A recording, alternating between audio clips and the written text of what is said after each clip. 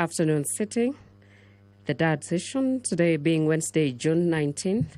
The session that is expected to commence time, where members of Parliament are expected this afternoon to continue with the National Assembly Bill number 30 of 2024, which is in its second reading. The bill was not completed or concluded this during the morning sitting.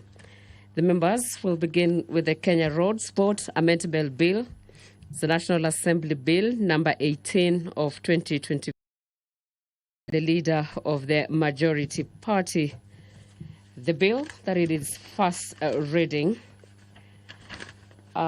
with the principal objective of the bill, and Section 7.1 and the first schedule to the Kenya Roads Board Act 1990, reduce the membership of the board and the from which the memberships may be. This bill also seeks to align the definition of minister with the Constitution of Kenya 2010, it with Cabinet Secretary. This bill, the Kenya Roads Board Amendment Bill number 18 of first reading, does not delegate legislative powers to the Cabinet Secretary, neither does it not limit rights and freedoms.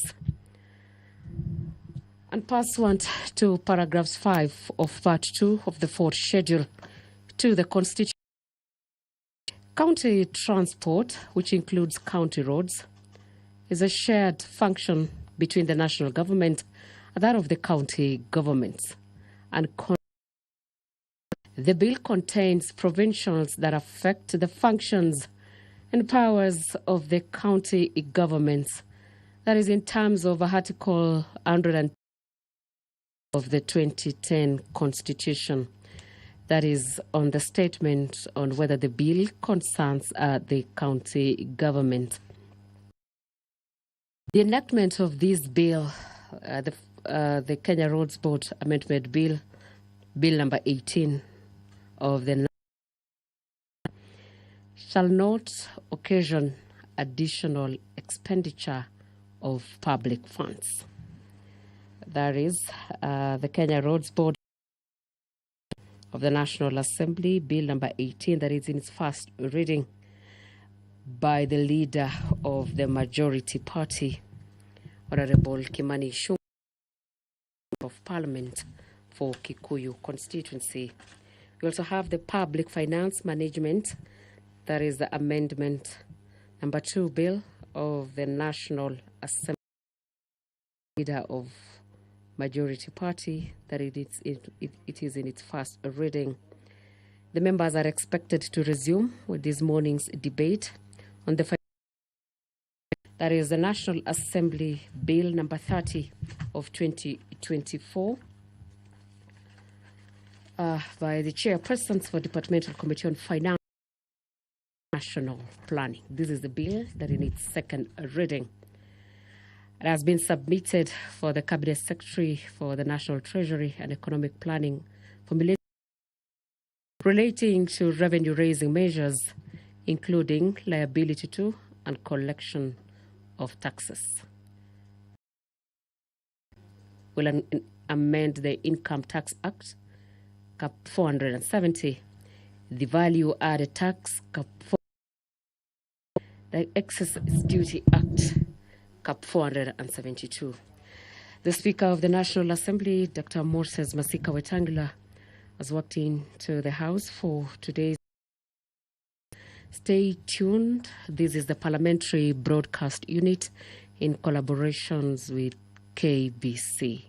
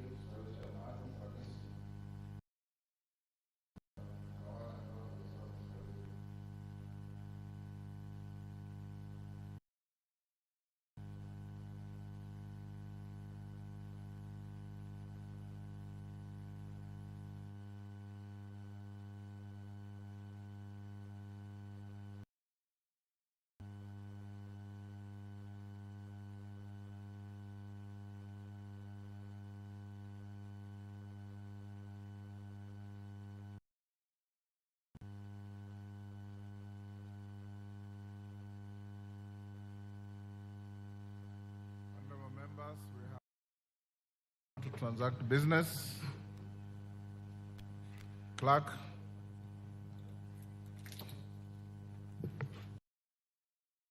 Administration of oath. Order number 2, communication from the chair.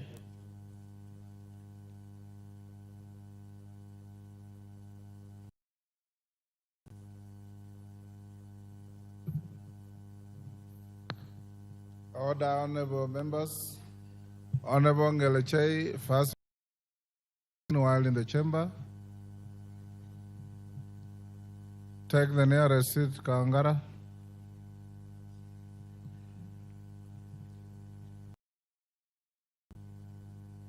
Honorable members, allow me to recognize a delegation from the United States Congress.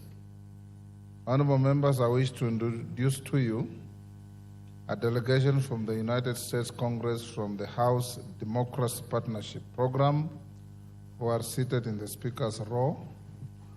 They are Congressman Van Buchanan, Chairman, House Democracy. From Florida and Head of Delegation, Congresswoman Gwen Moore, Democrat from Wisconsin. Congresswoman Barbara Lee, Democrat from California. Congressman Dan Kildee, Democrat from Michigan. Congressman Darren LaHood, Republican from Illinois. Congressman Neil Dunn, Republican from Florida. Congressman Jody Arrington, Republican from Texas. Congressman Drew Ferguson, Republican from Georgia. Honorable members, the delegation is accompanied by 4 congressional staff and staff from the United States Embassy in Nairobi, who are seated in the Speaker's gallery. The delegation is on a visit to sign a memorandum of understanding, which yours truly has already signed with the head of delegation, between the House of Democracy Partnership of the United States House of Representatives and the Parliament of Kenya. Honorable members, on my behalf and that of the National Assembly, I welcome the delegation to Parliament and wish them a fruitful visit. Honorable members, I hasten to mention also that we have had a very fruitful meeting. I was accompanied by the majority and minority leaders and selected chairmen of various committees, and we have concluded a memorandum of understanding which will assist in fostering relationships between this House and the houses in America in terms of exchanging visits, shared experiences, and many other legislative programs. I thank you. Majority Leader. Thank you, Honorable Speaker. Honorable Speaker, on behalf of the House, the majority party, and also the minority party in the House, let me take this opportunity to welcome the delegation from the United States Congress. And just to restate what we just said in the meeting, that we share very many common values. Top amongst them is our shared values for freedom and democracy. And this being the House of Representatives in the Republic of Kenya, we want to assure our friends in the United States that we will continue to cooperate between our two countries to enrich our democracy. I am happy and glad, Honorable Speaker, that in this delegation we have members who are serving in the Budget Committee, the Committee of Ways and Means, and this afternoon, just for the information, we're in the debate of a report by our Finance Committee, which is basically our Ways and Means Committee in the Republic of Kenya, and we welcome you to the country. Thank you. Thank you. Next order. Order number 3, messages. Order number 4, petitions. Order number 5, papers. Majority Leader.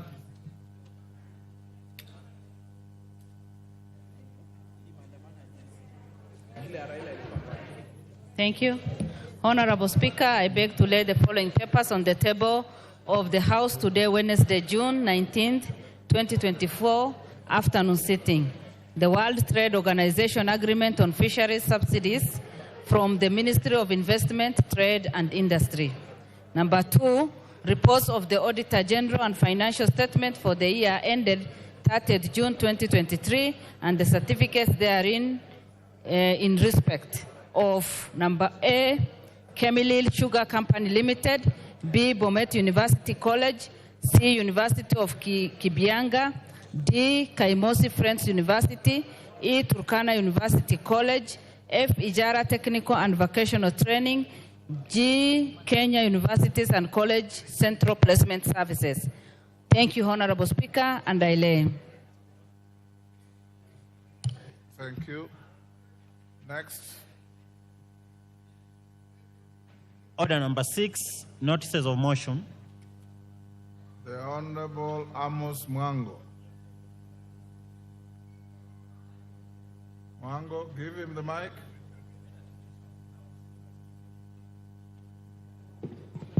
There you are, Amos. Okay, Honorable Speaker, I beg to give notice of the following motion. That aware that there are minimum requirements for enrollment of education in the country. Further aware that not all students qualify for university or technical and vocational education training (TVET) institutions due to lack of minimum grades for direct enrollment or financial constraints. Acknowledging that there is need to provide technical skills to students who do not progress to university to reduce the ever-increasing unemployment rate among the youth. Cognizant of the fact that the lack of advanced education has led to a high rate of unemployment among the youth. Appreciating that mandatory community service for all students upon completion of secondary school education would equip them with technical and life skills for the marketplace. Further noting that the community service training will encourage learners to develop an understanding of civic responsibility to support and strengthen communities. This House therefore resolves that the government, through the Ministry of Education, introduces mandatory community service to all learners upon completion of the secondary school education. Thank you. Before we go to the next order, honorable members, allow me to recognize in the public gallery the following: Irritate School from Narok West, Narok; Ngong Township Secondary School from Kajiado North, Kajiado; Kibera Secondary School from Kibra, Nairobi; Solian Mixed Day from Eldama Ravine; Temnyota DB from Kuresoi North, Nakuru; and Ikatini Secondary School from Masinga, Machakos. I have been asked by Honorable Ngogoyo to welcome the schools. I give you an opportunity to welcome all the schools on our behalf. Give him the mic.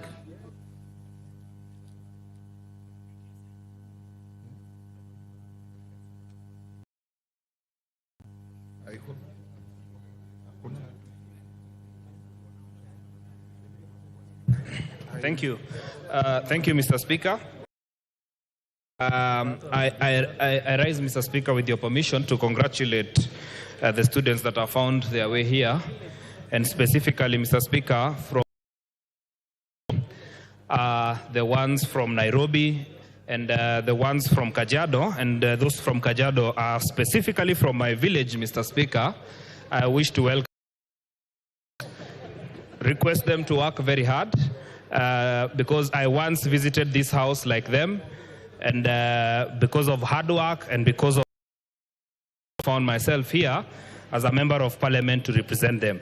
Mr. Speaker, I wish them well in their studies, those that are sitting for their exams this year, those who are them well in their education, and we hope one day they will find their way here to represent the country or to serve this country in very many other ways. Thank you very much. From my village, I really welcome them. Thank you very much. Thank you. And on behalf of the House and myself, we welcome all the schools to the House of Parliament. Next. Order number 7, questions and statements. Honorable. Thank you, Honorable Speaker. Honorable Speaker, Pursuant to provisions of Standing Order number 14, I rise to request for a statement from the Chairperson of Departmental Committee on Administration and Internal Security regarding the death of one in Nakuru Town constituency. Honorable Speaker, on the 17th June 2024, at around 5 a.m., Mr. Sadar by unknown persons at the entrance of Wakulima Market within Nakuru County Central Business District, CBD. Sadly, his body was discovered near Menengai High School, approximately 500 meters from where he was abducted. Honorable Speaker, his motorcycle found later that day at Ronda Police Station. It is unclear on how the body and the motorcycle different locations. The matter was reported to DCIO headquarters in Nakuru headquarters, Nakuru County, under OB number 4/6/2024 for further investigation. Honorable Speaker, while the government has made enough efforts to safeguard the lives of citizens and to ensure the security in Nakuru Town East constituency, the recent adaptation and tragic loss of life highlights the need to address security issues to effectively safeguard the lives of the residents. Honorable Speaker, it is against this background that I seek a statement from the Chairperson on Administration and Internal Security on the following. 1. What is the status of investigation into the circumstances that led to the death of Mr. as reported under OB number 14/17/6/2024, and what measures has been put in place to prevent in the future. 2. Clarify how the motorcycle of the deceased person was found at Ronda Police Station, which is over 5 kilometers from where the body was found. Why the CCTV footage from places of abduction and where the body was located is yet to be made public to assist in identifying. And lastly, Honorable Speaker, what measures are in place to address insecurity in Nakuru Town East constituency? I thank you. Thank you, Honorable Gikaria Tongoyo. That is to your committee. Give. Thank you, Honorable Speaker. I seek to respond to give the statement in 2 weeks. Thank you. Next.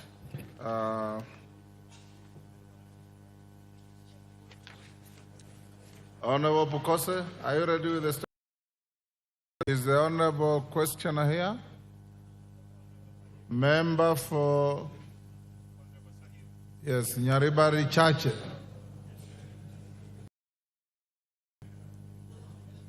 Maybe you stay to tomorrow?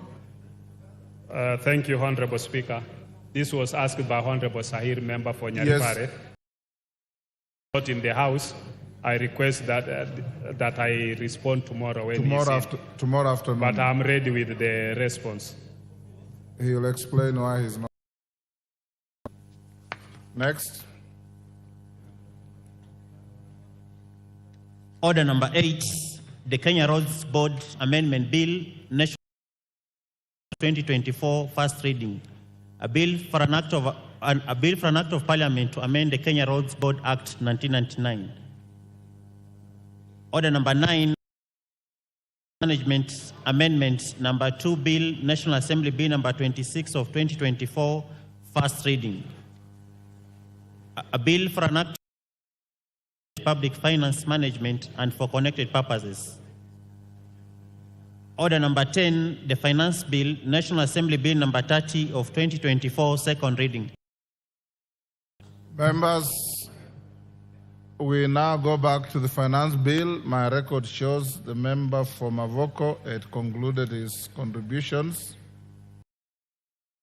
Parashina Sakimba.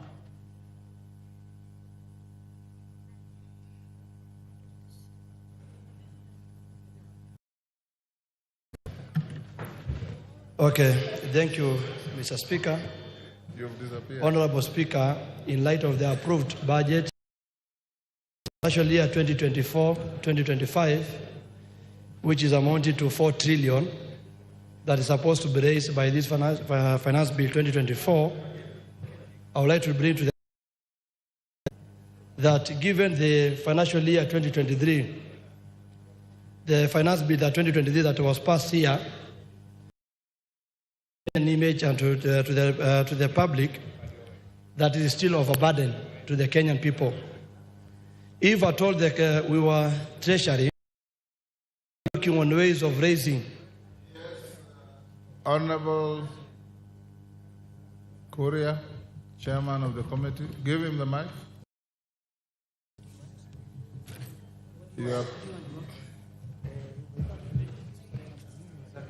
You're putting mics behind me.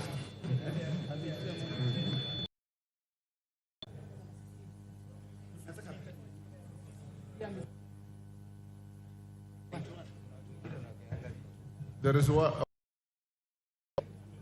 Honorable Speaker, I raise on understanding order number 91, requiring the member to substantiate information he has shared. The honourable member has said that the finance bill is proposing to raise 4.1 trillion shillings. That statement or exaggerating. It is exaggerated by almost 1,000%. Parashina, where did you get that? You are challenged to show us where that is. Mr. Speaker, is estimated. It's an estimation. Yeah, but just to, I was mentioning about the finance bill of 2020. Take care of the deficit of the budget, and you can check that we have a deficit from that record of 2, which was not raised because of introduction of the finance bill 2023. Sorry. So, Mr. Speaker, what we are trying to say, and this is clearly a, and I want to appreciate the amendments that have been done by the Finance and Planning Committee. But if at all we have to wait for pressure from the public, Gen Z, to raise their voices and then the changes can be done, like there's an emergency, why wait to the last minute? Mr. Speaker, thank you. I want to say that in the stipulated the Lafay curve,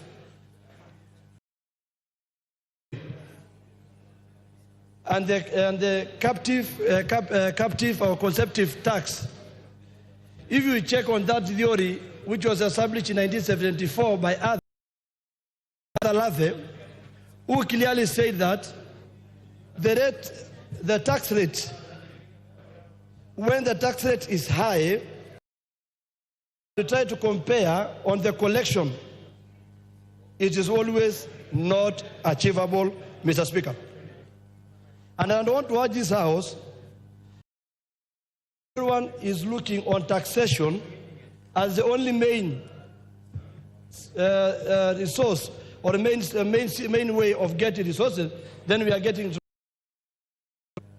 I want to say that, who are you taxing now? Already the almost dying the mamambogas and the borders and the Kenyans are complaining. Once you are introducing this finance bill 2024, we are asking a simple question: who are you targeting? That money is not there, Mr. Speaker. It's not easy. When you go and look at the issue of simple mathematics that our colleagues tried to put on the table, that it's only taxes, I want to ask, where is the issues of mining? Why don't we think outside the box and think about mining? Why do we have a minister and a cabinet in charge of mining? You go to countries like Angola, countries like South Africa, countries like Tanzania, money are also in the budget, also take a part in the raising of funds. And we cannot be captive of IMF. that the only thing that they want us to do is raising money through taxation. Every day, day and night. Mr. Speaker, I want to ask about the tallow oil in Turkana. If no one is talking about it, why don't we go back and think about how today's revenue, not only on taxation? We cannot be a lazy on other means. Mr. Speaker, if you go to the issue to do with eco levy, it is very on the imported items, and they are talking about, because the issue is protect the environment. The answer is yes, we protect. But this eco levy is only left now for the imported goods. I am sure majority that even you do a simple calculation of sanitary towels, I don't know if they want us to go to the napkins, or they want us the way the COVID time, when people at the COVID time were buying lesos and the kitambas as a means of having to protect COVID. The shops and the chemists and everywhere, those sanitary towels, quality ones, are imported ones. That's my argument. Quality ones are imported ones. So when you, and again you come and see,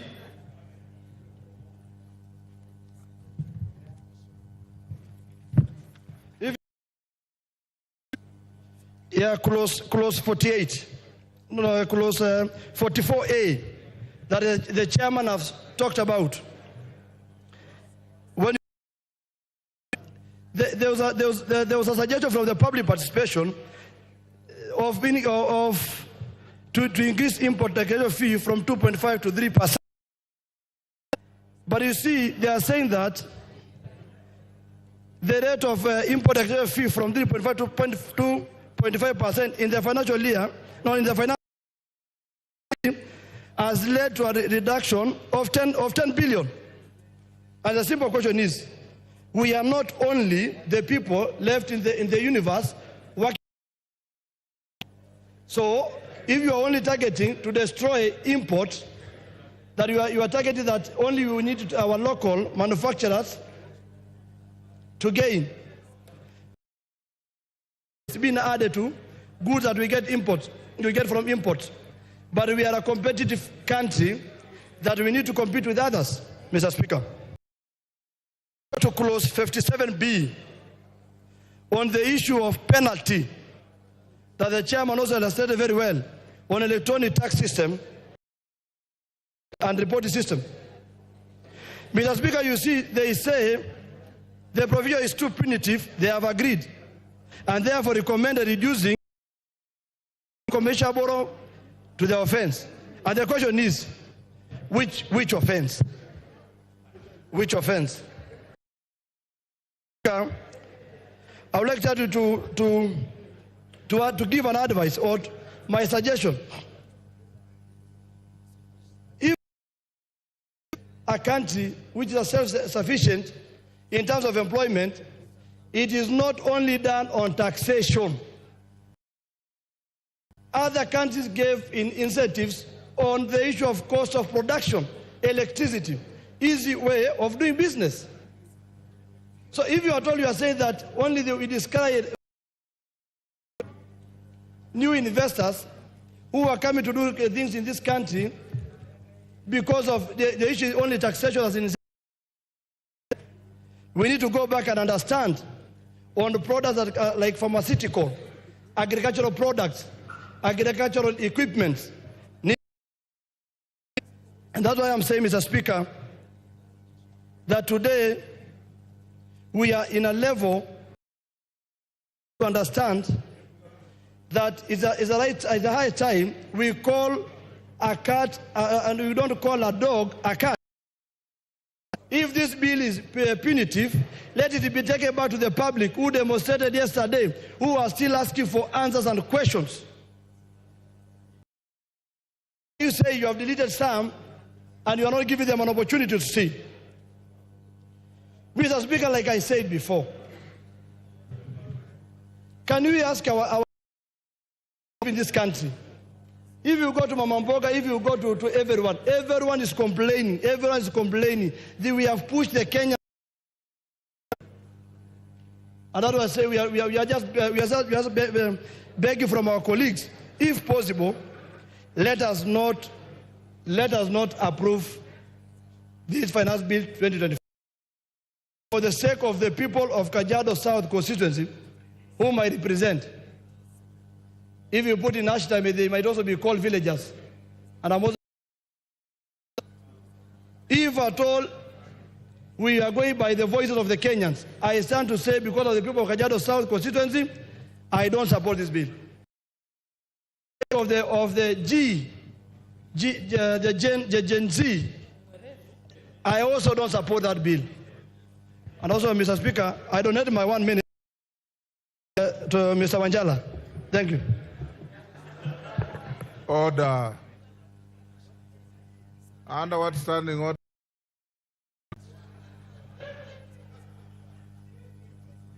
Kimani Ichung'wah.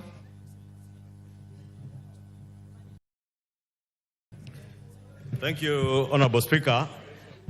And Honorable Speaker, I rise to support this bill and the committee's report to Honorable Speaker. And Honorable Speaker, let me take this opportunity first to thank the Committee on Finance for the great work they did, especially. Honorable Speaker, as I said yesterday, this committee did indeed listen to the people of Kenya. And if you go through the compendium of amendments that the committee has proposed, realize that they listened to Kenyans from the cost of bread, or rather the VAT that was proposed on bread, to the border sector, equal levies on diapers, on sanitary towels, and all the other things, Honorable Speaker, that Kenyans said might be harmful to them or would be detrimental in terms of the cost of living, Honorable Speaker.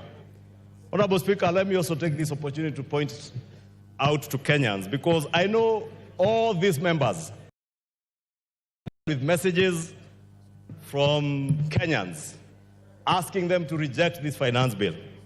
Honorable Speaker, I saw yesterday when it became apparent that there were measures that have been taken having listened to Kenyans. A number of them started saying, please do not edit, reject. We never edit bills. What we do is to propose amendments, adopt those consequential bills in the committee of the whole, comes the Act of Parliament, that we have the force of law of the Finance Act of 2024-2025. Therefore, let me just plead with Kenyans to be patient with us, to allow us to do what they elected representatives. Honorable Speaker, I say that because I know, and I know many of these members, including myself, we have suffered a lot of and I was asking the leader of minority this morning whether he has suffered the same. And he told me his phone is worse. Many of these members of Parliament today, Honorable Speaker, you cannot reach them because they have blocked their phones, including WhatsApp. The beauty of our democracy, Honorable Speaker. And the beauty of this democracy, Honorable Speaker, is that Kenyans express themselves and we respond to what they are responding to what they have told us. That is why many of the amendments that you find in the committee's report that touch on the issue border, sanitary towels, Honorable Speaker, and I heard this morning somebody asking whether we have capacity to manufacture towels and diapers in this country, Honorable Speaker. And I want to confirm to the country that we have more than adequate capacity. Honorable Speaker, if you get data from the Kenya Association of Manufacturers, Honorable Speaker, the daily demand, for instance, for sanitary towels, and I mentioned sanitary towels, I am a father to girls, 2 of them who are now turning to their teenage years. One is 17, the other one is 14. And now was showing me a very derogatory message sent to him, being asked whether his wife doesn't do what, I don't know what, Honorable Speaker.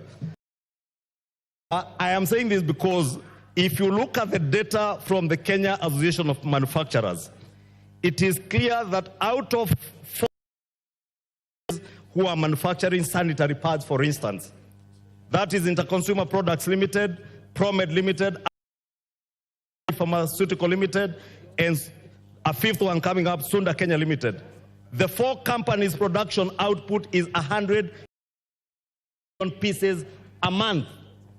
Our local demand is 135 million pieces a month.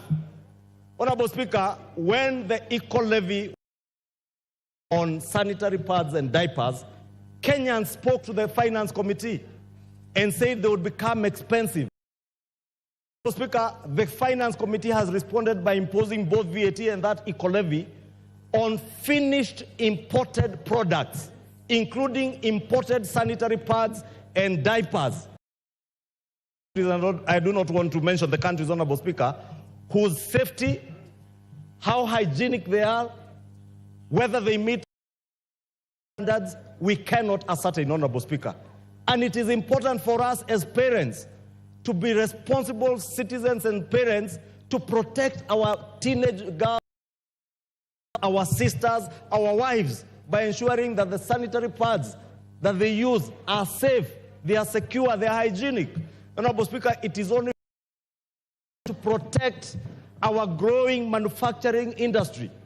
I watched, Honorable Speaker, when the Kenya Association of Manufacturers presented their memoranda to the Committee on Finance, and they truly pleaded with the Committee on Finance to protect our local manufacturing. When then we are told, Honorable Speaker, that imposing excise duty, imposing an equal levy, imposing VAT, finished products in order to protect our manufacturing industry, in order to jobs being created, Honorable Speaker, for the thousands who today, Honorable Speaker, are being misled that the only thing that these honorable members can do is to reject this finance bill instead of fixing it, fixing what is wrong. Honorable Speaker, this bill had 65 clauses at inception when it came to this House. I have listened to Kenyans and engaged a number of them. Order, Honorable Majority Leader. Under what standing order? 83. Pardon? And Speaker, oxygen principle. Under what standing order? According to the oxygen principle, Speaker, legalities does not override substantive justice. Order. You are here in the morning. I said you understand a point of order. Standing order is being infringed. Then I allow you. You said that.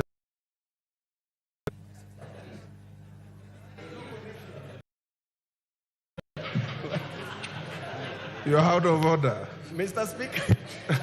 Go on, Majority Leader. Honorable Speaker. Thank you, Honorable Speaker. Honorable Speaker, I was asking. Order, Babu Wino. You should know what you want to say, my son. Because you stood up and said, standing order 83. It doesn't apply. Then somebody whispers to you, 91, you say, go on, Majority Leader. Take your seat. Honorable Speaker, I was asking, what is so wrong with the manufacturing sector in this country, Honorable Speaker? What is so wrong with us ensuring that we are creating jobs instead of creating jobs in other countries, Honorable Speaker? Because when we say that we do not levy excise duty on imported, whether they are finished and fully assembled border borders or motorcycles, Honorable Speaker, we are creating and exporting jobs into those economies where we want to import those finished products from. Therefore, Honorable Speaker, I want to speak to the young people in the streets.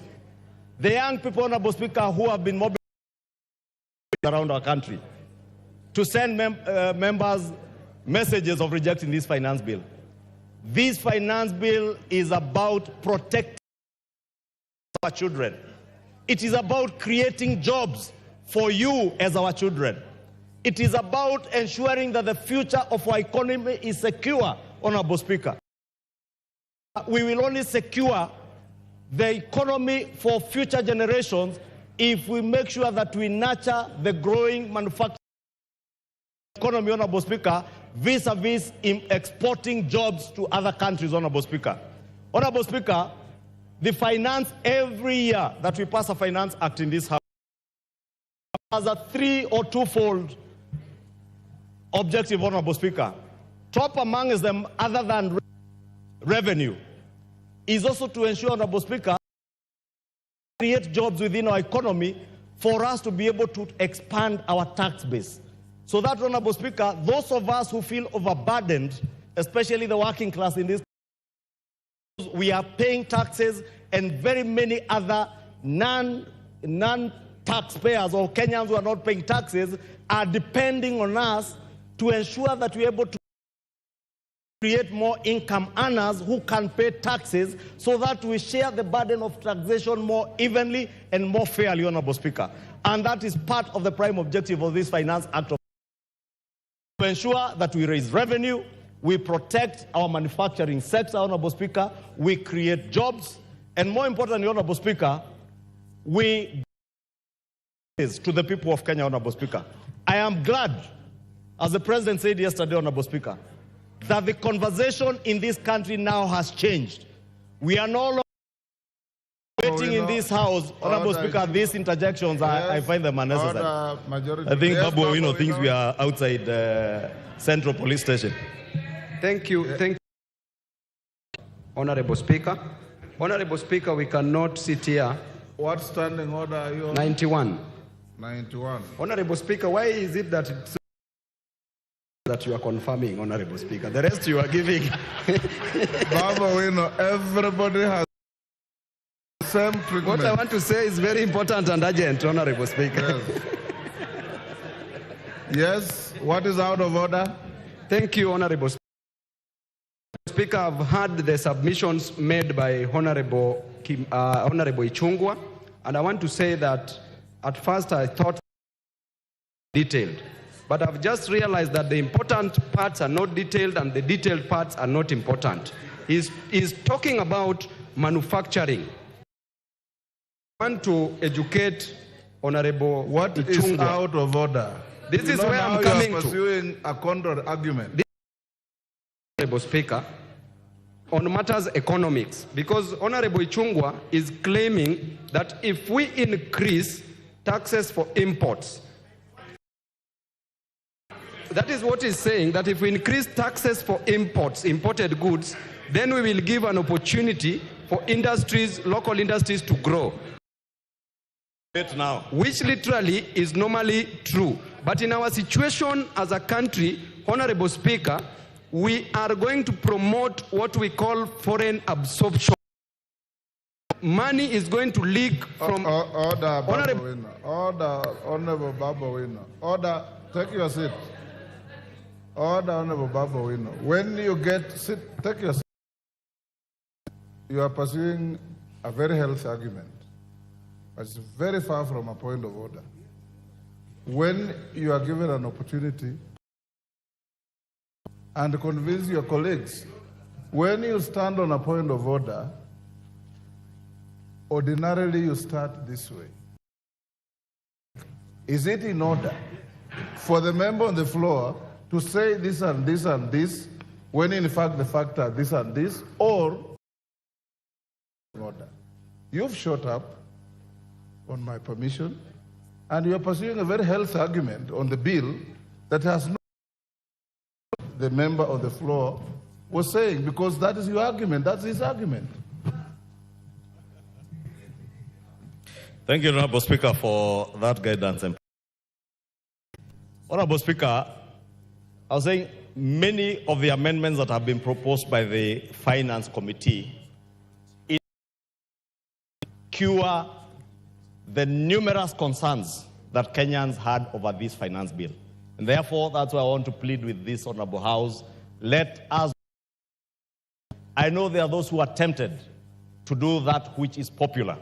It is very popular to join street demonstrations, to be seen from police stations when they are arrested out of whatever they are arrested on in the streets. But as a leader, and as leaders, Honorable Speaker, we must do that what is right. And Honorable Speaker, when this administration came to power years ago, our fiscal deficit as a percentage was at 6.7%. We were projected to borrow 1.1 trillion shillings, Honorable Speaker, in the first year of this administration. That today, Honorable Speaker, with the budget that this 3 weeks ago, has gone down from 6.7 to 3.4%. That sound economic policies. It is on account of doing what is right rather than what is popular. Honorable Speaker, I know many of these members of the country being told, utatupata 2027, or you get us in 2027. I want to give you the highest assurance. The people of Kenya will judge you against is whether or not you are able to deliver on the you made to them on delivery of services. It shall not be possible to deliver services, to build roads, to build schools without generating revenue for the country, Honorable Speaker. It cannot be a country that lives on debt, Honorable Speaker. And I'll beg for additional time because of the interjections, Honorable Speaker. Honorable Speaker, 2 years ago, just surviving on borrowed money. Honorable Speaker, we were on the verge of defaulting on our international debt obligations, Honorable Speaker. From last year, end of last year, Honorable Speaker, it became clear to us within the country, but to the world at large, that Kenya was never and was not about to default on its debt. That is why, Honorable Speaker, today, unlike 2 years ago when the price of funga was at a high of 260 shillings, today at a low of 100 shillings, courtesy of the right economic policies and not what is populist.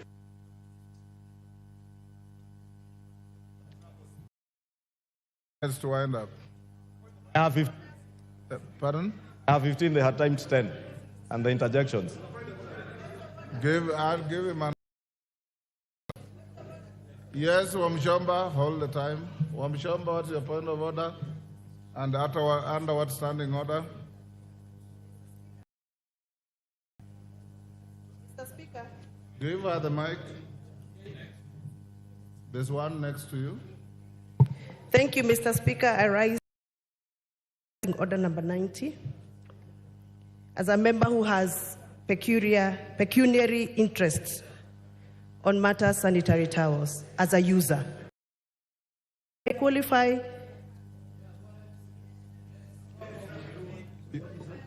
Can you repeat that you are?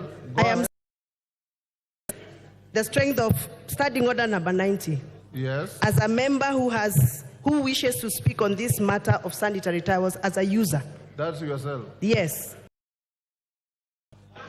Take your seat. If you had in the morning the Honorable Tenda Molo thing wrongly, when you challenge somebody under, take your seat, understanding order 91, you're challenging the member who has pecuniary interest, not on the basis of your own pecuniary interest. Go ahead. Thank you, Honorable Speaker. Honorable Speaker, I was saying 2 years ago, unga, when we speak about the cost of living, unga 260 shillings. Today, unga is at a low of about 100 shillings, Honorable Speaker. Honorable Speaker, our exchange rate, the Kenya shilling to the dollar, A year ago, it was at a high of 162 shillings. Today, it is at a low of 128. Speaker, courtesy of the right economic policies, courtesy of pursuing what is right rather than what is popular, Honorable Speaker. Honorable Speaker, in the past, we have suffered what was described as state capture, Honorable Speaker. This bill, Honorable Speaker, in a big way addresses the question of... Honorable Speaker, there are companies in this country that have survived largely on what is called tax expenditure and manipulating the system around tax expenditure, especially around the question of VAT refunds. This bill, Honorable Speaker, is addressing the loopholes that bedevil our country through who use the system to beat the tax system, Honorable Speaker, exploiting tax refunds to make bigger profits for their companies. Speaking to state capture, Honorable Speaker, we built an SGR infrastructure over 10 years ago. Shocked today, Honorable Speaker, there are people who are still claiming tax deductions around buildings that were done with the SGR. These an end from the 1st of July, those deductions, courtesy of the SGR, Honorable Speaker. And therefore, I know there are people who are mobilized because they have been benefiting from the system, behind civil society, funding civil society, Honorable Speaker. And the civil society, Honorable Speaker, mobilizing negative propaganda against this bill. I want to implore our members, do what is good for the economy, do what is good for your generation, future generations, Honorable Speaker, what will secure our... Your time is up. Nabi Nabwera. Nabi Nabwera.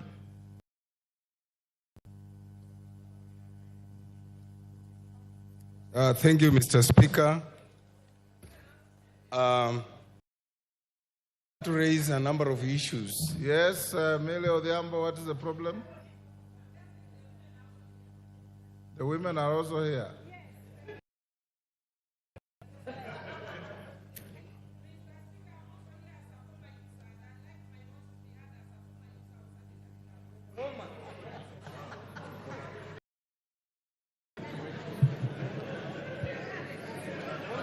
Mr. Speaker, Mr. Speaker. Yes, order. What is the point of order? No, Honorable Speaker, because Honorable Millie was not on record, you may not have heard what, but she said she wants to speak as a former user. Honorable Speaker, of sanitary items. What I did not understand, towels or diapers. Maybe she can clarify whether it's a sanitary towels or diapers. Nabi, order. Yes. Yes, Honorable Junet, what is out of order? Hold Nabi's time. Mr. Speaker, you've heard clearly what the majority leader has said. He is asking under what category of women do Millie Odhiambo fall? Because she's claiming that she's a former user of sanitary pads. And in the finance bill, we are discussing sanitary pads, and we want to reduce the taxes. Is she going to benefit from that? Is she opposing or supporting, Mr. Speaker? Order, Millie. You don't need rocket science to understand what you said. I understood you clearly, and we... Nabi Nabwera, continue. Thank you, Mr. Speaker. Mr. Speaker, today, I've had a lot of time to reflect on whether this country, we want to move it forward, we want to have it stagnant, or we want even to become repugnant. I'm saying this, Mr. Speaker, because any progressive country, any progressive system, we should have started by looking at our 2023-2024 Act, Finance Act, and asked ourselves the question, has it served us well? Number two, we should have asked us, we intended to collect a certain amount of money. Did it help us collect that money? Number three, what has been the business performance for the period that 2023-2024 covered? And finally, Mr. Speaker, we should ask ourselves, the current Finance Act helped us to mobilize savings. What is our saving ratio as a country? Mr. Speaker, as I look at that and evaluate the 2023-2024 Finance Act, I return a performance ratio of 44%. With that kind of performance ratio, you cannot come up with another act, a bill to repeal that act. The number of taxes to the public, because you collect over 300 billion. Mr. Speaker, whereas the chairman of the Finance Committee presented to us a report here which looked progressive, unfortunately, it fell short of curing the problems in this bill. What are the problems in this bill? Mr. Speaker, if you look at Schedule 4 and Schedule 3, then you return a no acceptance to this bill. One, if you look at the 10% duty on Kilinga, you are only improving the status of one business person. When you look at the duty on billet, you are improving the status of the same person. You cannot create a law that only ensures that one particular individual or one particular entity of business thrives at the expense of the others. Mr. Speaker,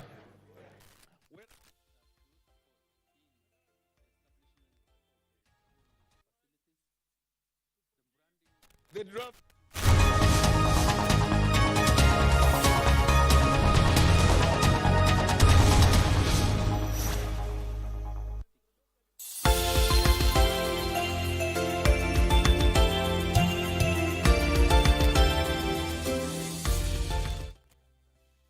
support those people or the governor that we really need to give more support to KTNDA and KTEPA for establishment of another common user facility in the other side of the rift. And that's why I think when we spoke strongly about Nairobi, that is what is intended for that common user facility to achieve when it's established in Nairobi. Your Excellency, I want to assure and thank the farmers of this country for the good thing they are doing, and your government towards really make increasing productivity through the application of the subsidized fertilizer, Your Excellency. That's why we realize that the growth in terms of kilos, in terms of what we've been able to put into the market has really increased, and essentially our foreign earnings are essentially increasing, because by the time you are taking over the leadership of this country, we were at around 139 billion. We went to 180, and we are now projecting to be at 211 by the closure of this financial year, courtesy of the effects of that you've really given support through the ministry to avail to the farmers. And I'm very happy that the same promise will also be delivered particular year. So, Your Excellency, as a ministry, we want to thank you. As representatives of the farmers of this country, we want to thank you for the tireless efforts that you have put deliberately to really change or transform this country through our sector. And I want to promise you that we will not let you down.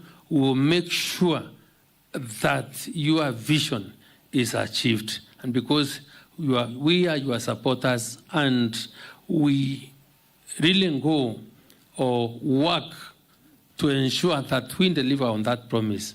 I have no doubt in my mind by the time we are getting to 2027 and the Kenyans are taking stock of what you've been able to do as an administration, the Kenyans will be able to say you gave the promise and the promise was kept. So with all those remarks, Your Excellency, I would want to ask that we all get up standing and invite the President to make his remarks. 1, 2, 3, karibu. Tena, Rais, asante sana. Asante sana Mheshimiwa Waziri, tafadhali tuketi chini.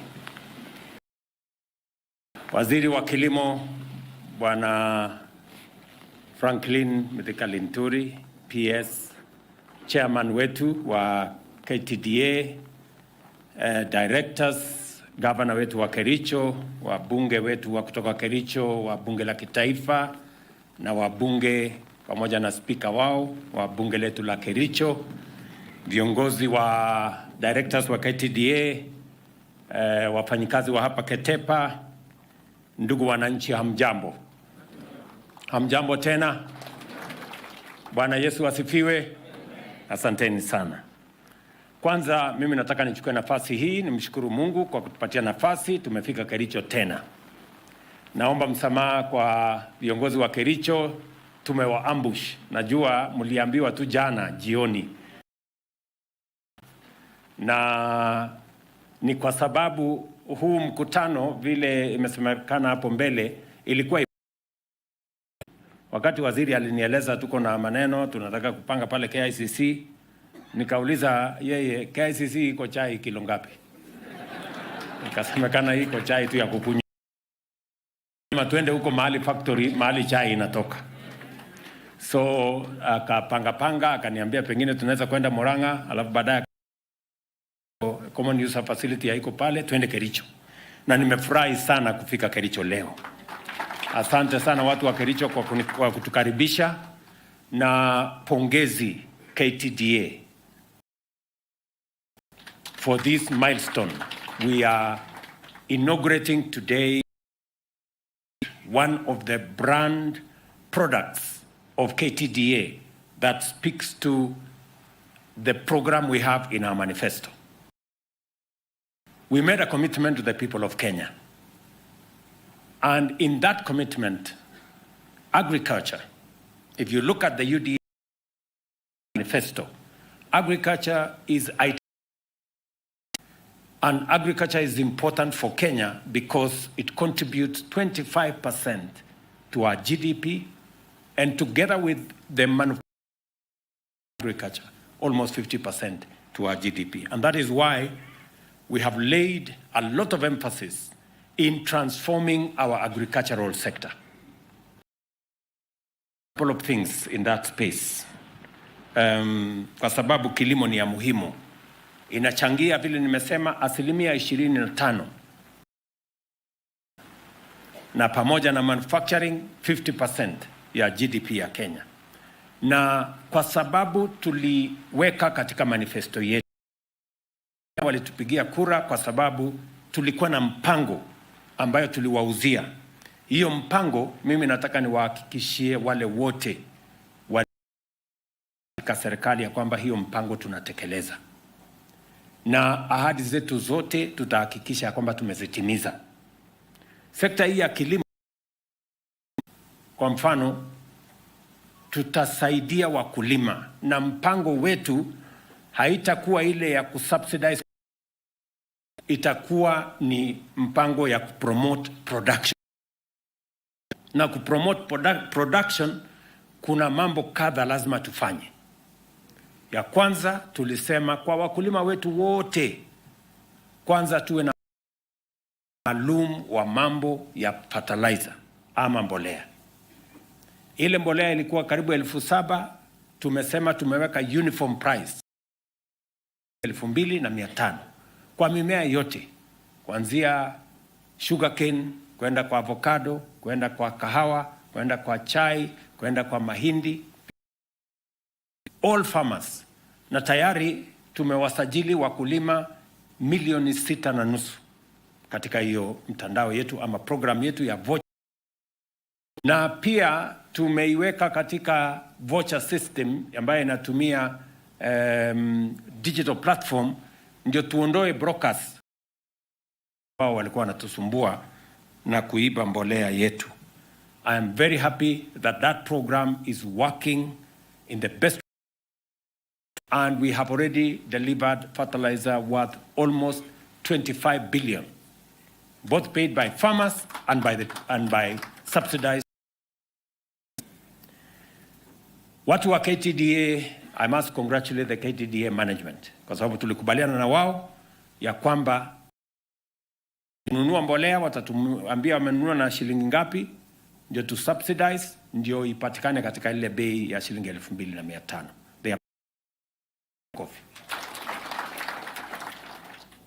Na mimi nataka niseme all sectors, wale wanasimamia sekta ya miwa, sekta ya mahindi, ngano, bei ni moja, shilingi 1,000 for all our products, whether they are NPK, different brands of NPK, different brands of all the other fertilizer brands, to make sure that it benefits our farmers. And because of that, because of this fertilizer subsidy program across Kenya, farmers have taken up farming in a new movement way. Many farmers have gone back to the farms. Umesikia hata Farah Maalim ambaye hakuwa mkulima sasa ameanza kilimo, na kuna watu wengi kama Farah Maalim sasa kusema wacha tulime, ndio tuondoe kabisa hii aibu ya njaa katika taifa letu la Kenya. Na kwa sababu hiyo kwa mahindi kutoka magunia milioni 44 tumefikisha magunia milioni 67 mwaka huu uliopita. Mwaka huu kwa kadiria ipite magunia milioni 70 ikienda mbele. Vile vile sekta ya kahawa kwa shilingi 70-80 mwaka ule mwingine, sasa mwaka huu ni shilingi kwa kilo moja ni shilingi 120. Hiyo inaendelea. Hii yenu ya chai vile vile tunaona consecutive now 2022 almost 40 billion, 2023 180 billion, 2024 200. That is a good trajectory kwa sababu tunaona mapato inaongezeka kwa wakulima. Mumesikia viongozi wa sekta ya chai wakisema ndio itakuwa mwaka mkulima anaweza kupata hadi shilingi 70 kwa kilo moja bonus. It will be a record in Kenya that will be happening. And it is because we have said we are focusing on agriculture, we are streamlining all the deliveries in agriculture, we are making sure that we support our farmers, proper stewardship and management of the agricultural sector. Kule kwa miwa, vile gavana amesema nyinyi ni watu wa miwa, inisha sekta hiyo, tulilipa madeni ama tuliondoa madeni ambayo ilikuwa katika sekta ya miwa ya karibu miaka 50, karibu bilioni 117 tukafutilia mbali kama serikali. Sasa ya serikali 1.7 billion last year, 1.7 billion this year, tuhakikisha kwamba tunaweka usimamizi mzuri katika sababu bado tunaagiza chakula nyingi, and it is our intention to cut down the imports of food into Kenya. Bado tunaagiza shilingi bilioni 500 every year. Tunatumia pesa zetu kuagiza chakula kutoka nje. Na hiyo chakula, that is why we are focused on ensuring that we promote our production and productivity so that we can stop imports and we can save our foreign currency. Hiyo mpango yote imewezekana kwa sababu ya ushirikiano kati ya serikali ya county, wa bunge letu la kitaifa na seneti yetu, na tumeshirikiana pamoja katika mpango huo. Ningependa kusema hivi kwa mambo ya chai. Mbali na sisi kupanga mambo ya mbolea, katika manifesto yetu wezi kuwa ni kwamba miaka 60 baada ya sisi kuwa taifa huru, chai yetu 95% inauzwa kwa magunia. Tukasema lazima tubadilishe hiyo mwenendo na tuanze kupanga mambo ya na branding ya chai ya Kenya, kwa sababu chai ya Kenya ni chai iko na is very high value premium tea. Miaka hii yote hiyo chai yetu nzuri inatumika kufanya blending ya chai zingine ambazo zio maarufu na haina tunasaidia watu wengine kuuza chai yao. Na ndio tukasema kama serikali, we are going to work with the tea sector to enhance productivity through our injection of resources in fertilizer subsidy. Ya pili ni ambayo itatusaidia kwa branding na itatusaidia kwa value addition. I'm very happy that today Ketepa ku jumpstart hiyo program, na leo tuna launch one of the brand ya chai gold ya Ketepa under KTDA ya kuendesha branding ya chai ya taifa letu la Kenya na value addition. Mimi nimefurahi sana kwamba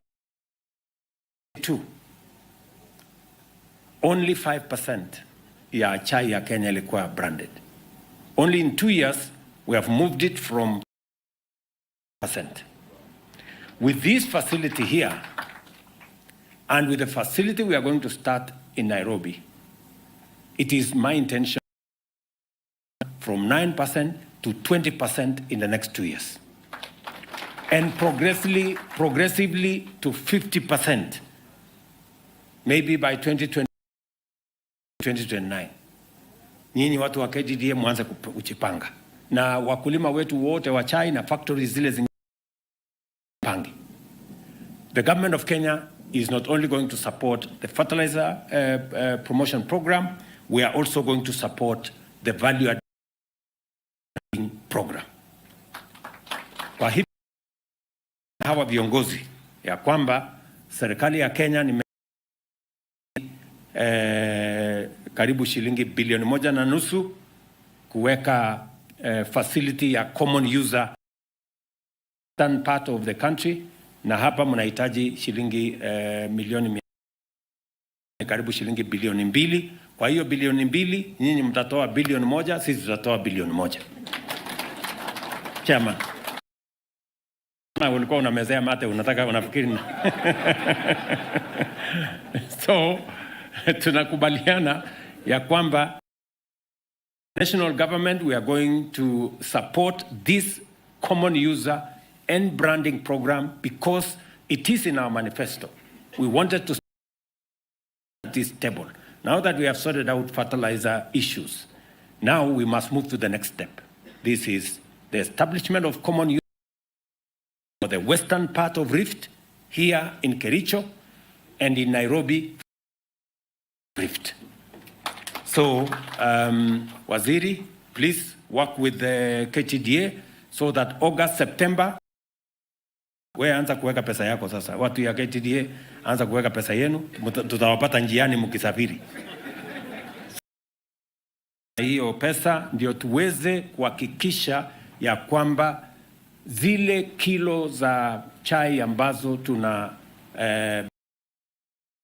branding inaongezeka. Nimeambiwa ya kwamba tukiweka ile pesa tumekubaliana hapa, ile kilo milioni munafanyia value addition kila mwaka itaongezeka kutoka kilo milioni 5 mpaka kilo milioni 15 kupitia kwa sehemu hii. Na kwa sababu mimi nataka niwaulize wale wanaosimamia hii Keteba na vile ile kazi wanafanya ya ile pesa mtapata ni ku-upgrade the facility equipment, to automate some of the areas, make sure that we enhance the efficiency of the equipment and of the whole ecosystem here. Also that you support all the other tea factories in the western side of Rift in their value addition program.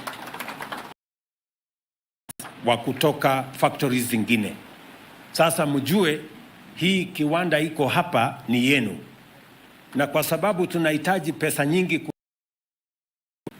haitawezekana kila factory iwe na value addition facility yao. And that is why we are having a so that all the factories can be accommodated here. Tutapangana na sio lazima ukuje utengeneze. Sio lazima, unaweza kukuja na brand yako. Ukipata soko mahali fulani uite Jambo, ukuje tunakuwekea hapa nini, unasonga. Unataka ingine inaitwa Simba ama nini, ukuje tunakuwekea muhuri ya Simba, unasonga, unaenda kuuza.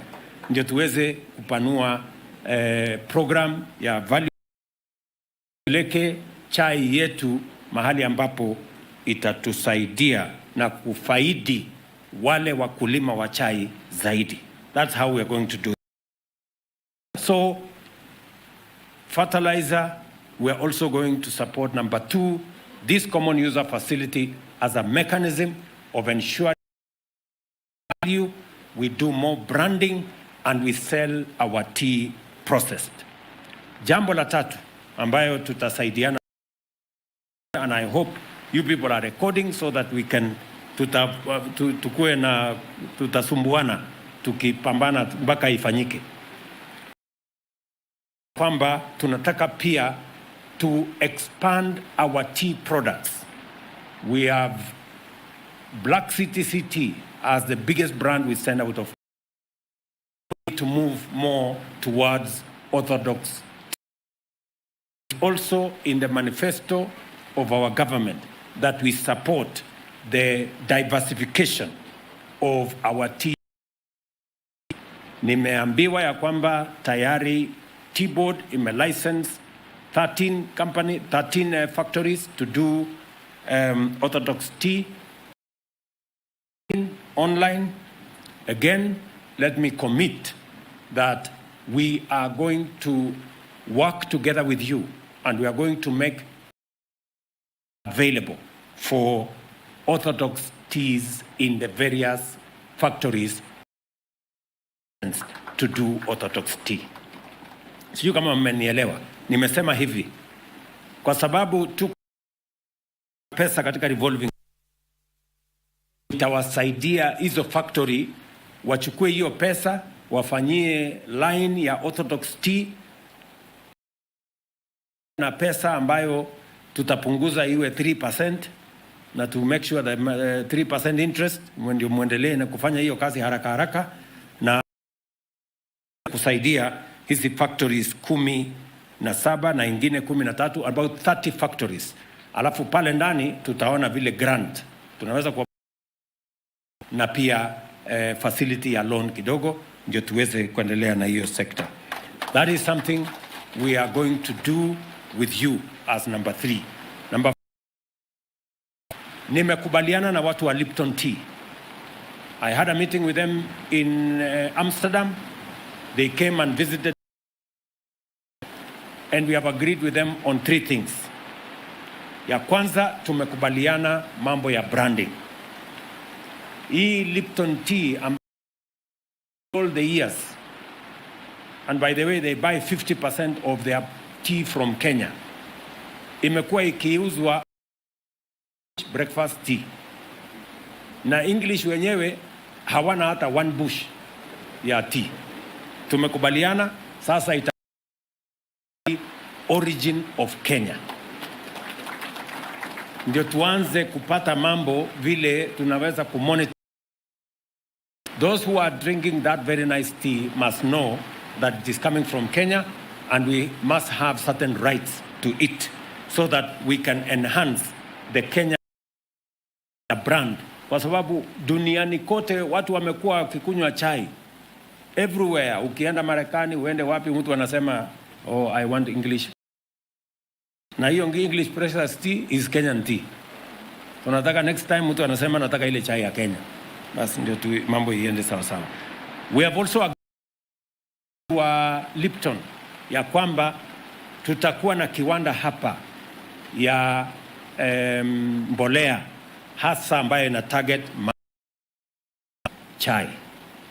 Number 3, tumekubaliana na wao pia ya kwamba university hapa Kabianga department that will be funded ambayo itafanya research ya mambo ya chai so that we can get the best tea in Kenya. So mambo ya research tutashirikiana na Lipton Teas factory ya kutengeneza hapa product ambayo itakuwa specific targeted to tea, and we will make sure that it has all. So we are going to work together in that field. And also mambo ya branding ya chai yetu ndio tuweze kupata the true value of tea. So let me just give assurance that everything that we have done and the more that we are going to do is going towards making sure that we have increased earnings and incomes to our farmers from our agriculture and ile Mureu amesema hapa ya kwamba niliwaeleza hao wabunge ya kwamba kazi yenu ni kurepresent wale wamekuchagua. Lazima uelewe ya kwamba kazi yenu ya legislation ni ya Kenya mzima, kazi yenu ya oversight ni ya Kenya mzima. Sasa unaona Mureu umekuja hapa Eastern of Rift na umeona mambo yako iko sawa, imejibiwa. So itafanywa common user facility na hawa watu wa KTDA, we already have a plan working with them. So this is a very important occasion for the farming community in Kenya, for the tea growers in Kenya, because our production to the next level, where we are adding value, we are creating jobs, we are adding, we are creating wealth. The more we sell branded, processed tea, the bigger the earnings, the more jobs we create, the more enterprises. Ambiwa ya kwamba pia hii common user facility itasaidia micro and small enterprises. Watu wengi wafanyabiashara wadogo wadogo. Kuna mtu wako na soko ya Sudan, tutampakia yeye apeleke Sudan, apeleke DRC, mwingine tutampakia apeleke Central African Republic, mwingine namna hiyo. So I want us to see how we are going to support enterprises to take advantage of this common user facility, the branding, the value addition that's going on there to expand our market. Ningependa pia kuambia kama wakulima na hasa wakulima wa chai na mimea zile zingine, kazi yetu kubwa kama serikali ni kutafuta soko ya kitaifa, soko ya bara letu la Afrika. Mimi nimefurahi ya kwamba tulianzisha karibu mwaka moja iliyopita chai ambayo tunauza. Wakati nilikuwa Ghana juzi, walikuwa wananiambia hii chai ya Kenya imeanza kushika market. Nimefurahi ya kwamba ile tulianzia kwa 10 more consignments to Ghana. Nilikuwa juzi, last week, nilikuwa kule Switzerland. Pia wanatuambia, waliniambia, rais wa huko aliniambia chai ya Kenya imeanza kupenetrate market. Hata niliona ni kwamba the tea you are exporting from here Number 2 market is Switzerland. And we have agreed with Switzerland, we are going to sign an agreement to expand the Kenyan market. Tuma waziri akaenda China. Kwa sababu soko ya China ni soko kubwa. We want to open up the market in China for our avocados, for our coffee, and it is the same thing I was doing when I was in Korea. They have now agreed to export tea, we are going to export coffee, and we are going to export avocados. They have removed the many hurdles that were there in the market in Korea. Nilikuwa India. Tumekubaliana na Modi. Zamani walikuwa kidogo bado wako na 15% tax na avocado na kahawa yetu. We are in the tail end of negotiating an agreement that will facilitate between those two countries. Mnajua soko ya India ni soko ya watu bilioni 1 plus. Soko ya China ni watu bilioni 1 plus. If we open up, we will drive a bigger market and we can drive bigger production from Kenya. Na nishakubaliana na waziri alienda kufanya China wakati nilimtuma, nitafuatilia mwezi wa 9 na ningependa KTDA watakuwa pamoja na mimi katika tuende tuhakikishe ya kwamba we have the correct framework that will facilitate export of Kenyan tea to the large market. So the government of Kenya is going to support productivity through fertilizer, value user facility like this.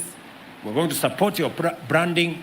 We're going to support diversification of products into orthodox tea.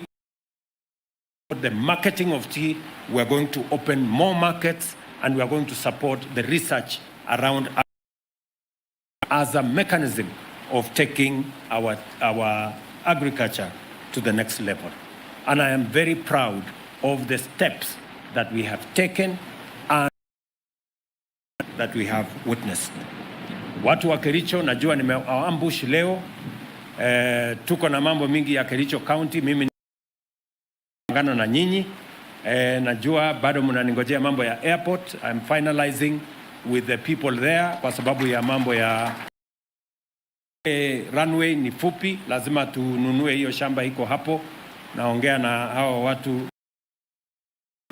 watu ya hapo. We will expand that so that we can do for you the airport. Najua tuko na mambo ya hospitali vile vile.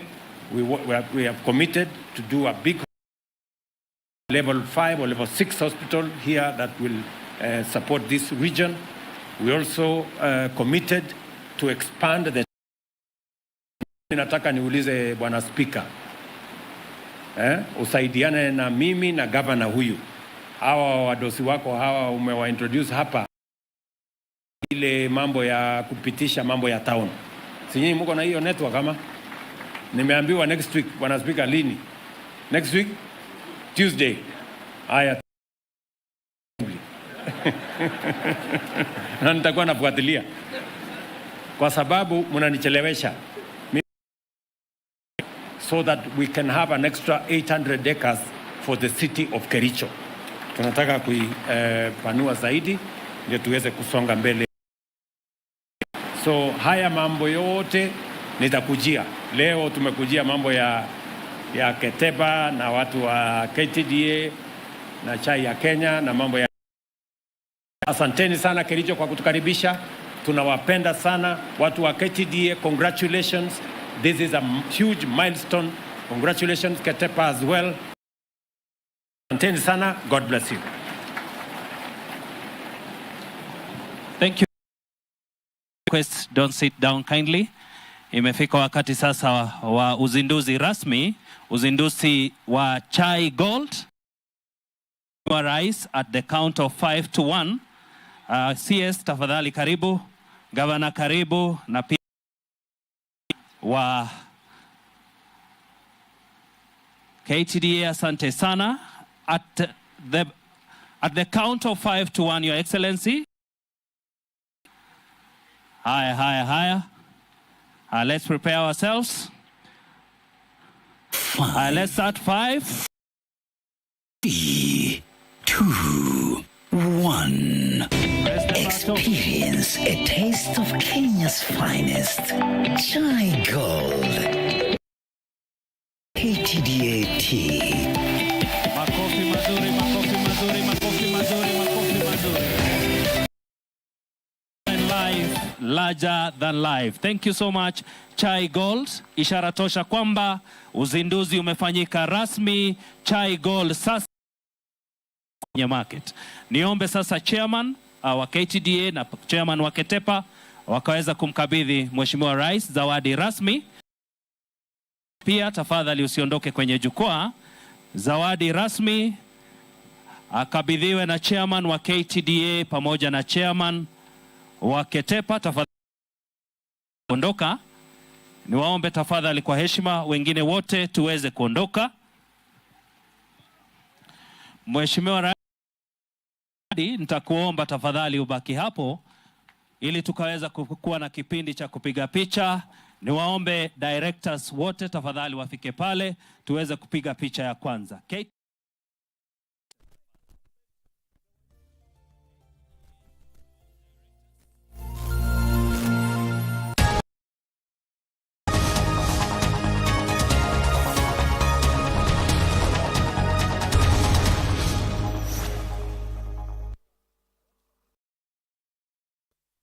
Time up, Kangoko Bowen.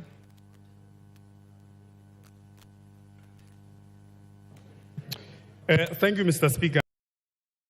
Mr. Speaker, I want to stand to support the finance bill. Mr. Speaker, this morning the leader Opiyo Wandayi asked a question as to why this finance bill was. Since we have had a finance bill since 1963, and the finance bill 2024-25 is creating a serious issues, including demonstration in the streets. I want to say this. What is outside there, Mr. Speaker, or what I have been told by activists and people who have not read the bill, Mr. Speaker. Mr. Speaker, I know there has been some contentious clauses in this bill, but Mr. Speaker, as of finance this morning, Honorable Speaker, you will find that the bill which was proposed by Treasury, the bill, and they proposed several amendments which are actually people-friendly, Mr. Speaker. Mr. Say that in the original bill, there was a 16% VAT on. Mr. Speaker, the bill in the House, or the report in the House now, as by the committee, that VAT has been dropped. The proposal to have 2.5% motor vehicle tax, that clause now has been dropped. Mr. Speaker, the exercise duty, which was proposed in the original bill, especially on vegetable products, Mr. Speaker, that one has been dropped. The Honorable Speaker, the eco-levy, which is, we have had many of our colleagues here. This one, Mr. Speaker, as many colleagues who spoke before me, it can only attract on imported finished products. And from a trading country to a manufacturing economy. We cannot be a country which is importing almost everything, even a tissue paper. So the reason why this one is there, and we are saying it to imported finished products. But on locally manufactured products, Mr. Speaker, the sanitary towels and anything else locally manufactured, it's not going to attract the eco-levy. It's back. We saw many of our farmers across the country. We saw in Murang'a, we saw in central Kenya, and across the country, that they were to file their sales using the e-teams. Those e-teams, those avocado farmers who are told to, Mr. Speaker, under this finance bill, the e-teams has been dropped. And any other small business which is and below, Honorable Speaker, it's not going to attract the e-teams. Mr. Speaker, the other day, the Cabinet Secretary of Trade read the budget, the national budget, 2024-2025, before this House. That budget proposed, including the to the counties to a tune of almost 400 billion. There is an increase in CDF. There is an increase of about 50 million per constituency. And Mr. Speaker, we can only achieve that if we can pass the finance bill. Mr. Speaker, on the taxation, which we all support, the finance bill to increase taxation on cigarettes and tobacco products, on alcohol, and also on betting, gaming, and we have many of our youth who have got lost because of these issues of betting and gambling. The proposal to increase tax, Mr. Speaker, is to make sure that we control our young people and also we direct them to in this country. So, Mr. Speaker, I want to say also on the issue of alcohol. We have seen many of our young people drunk with the cheap alcohol. With the increase in tax, it's going to address the... Time up. Otienda Molo.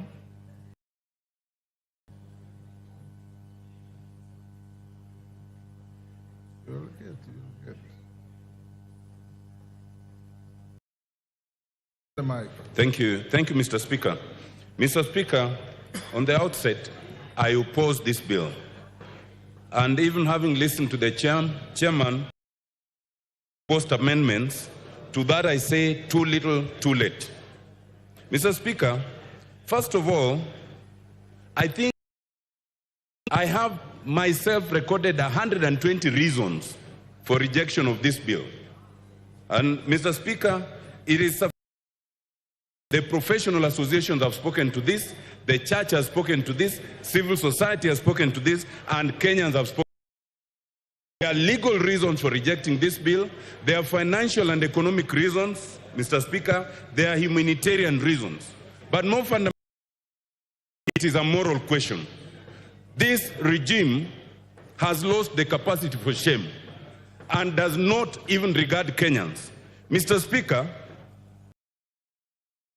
to attack some of these entities, the church, some ambassadors, because they are the ones who are the forefront for supporting this regime. I will only tell them, it is good you have realized the error of your ways. This regime needs to understand the etymology of governance. The whole idea of governance is that the people voluntarily relinquish some of their rights and liberties, meant to protect them. But in this case, we have a government that does not want to protect its citizens, it actually wants to decimate them. Mr. Speaker, it is important to understand that a budget is made for the people, and the people who must be listened to. We have a draft whose origins is essentially the Bretton Woods institutions, the IMF, and secondarily, the World Bank. The Bretton Woods institutions were never made to further the interests of developing countries. The Bretton Woods institutions were established in 1944, essentially, and the war-ravaged countries, which essentially were all the developed countries. Therefore, when they come with prescriptions, those are prescriptions that must be taken with a pinch of salt. In the 1980s and the 1990s, they gave us what was called the structural adjustment. Only when Kenya, like other countries, rejected those subs that we started going somewhere. Now we are in a situation where Bretton Woods institutions have come back in full swing in the face of the executive. It must be rejected. Mr. Speaker, It is important to understand bill does not protect and is not the interest of Kenyans. And some people are fear-mongering, saying that if we reject the bill, then we'll be in a crisis. We will, like last year, Mr. Speaker, when the High Court stayed the 2023 bill, the 2022 bill, finally, the bill was cleared. And therefore, Mr. Speaker, the 2023 bill, which is already draconian enough, but this one, let us reject this bill. The 2023 bill will continue, and let us have a bipartisan approach to budget making so that we can sit down and the basic minimum that must be included in that budget. Mr. Speaker, I reject and I oppose. Thank you very much.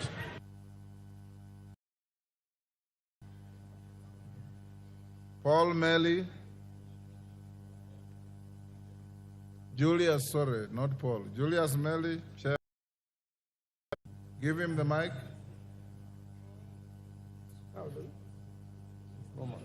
Thank you, Mr. Speaker. Mr. Speaker, from this bill.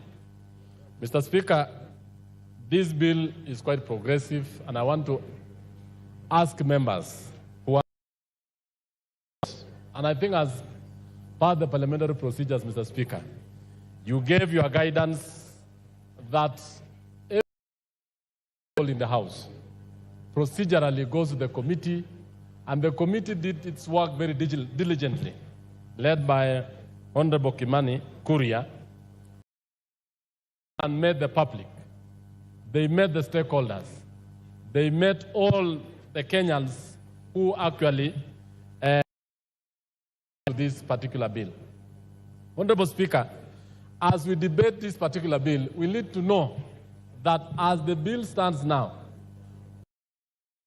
members of the budget of planning committee, that is a committee, have made a raft of proposals on amendments that are very progressive, very important, and in fact, certain issues that are asked by members in this floor are not part of what the committee recommended.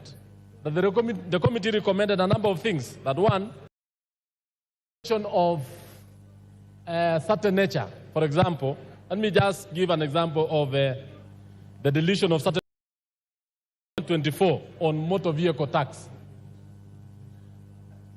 Previously, the bill, when it was tabled in the House, Mr. Speaker, had made proposals on motor vehicle taxes and many others.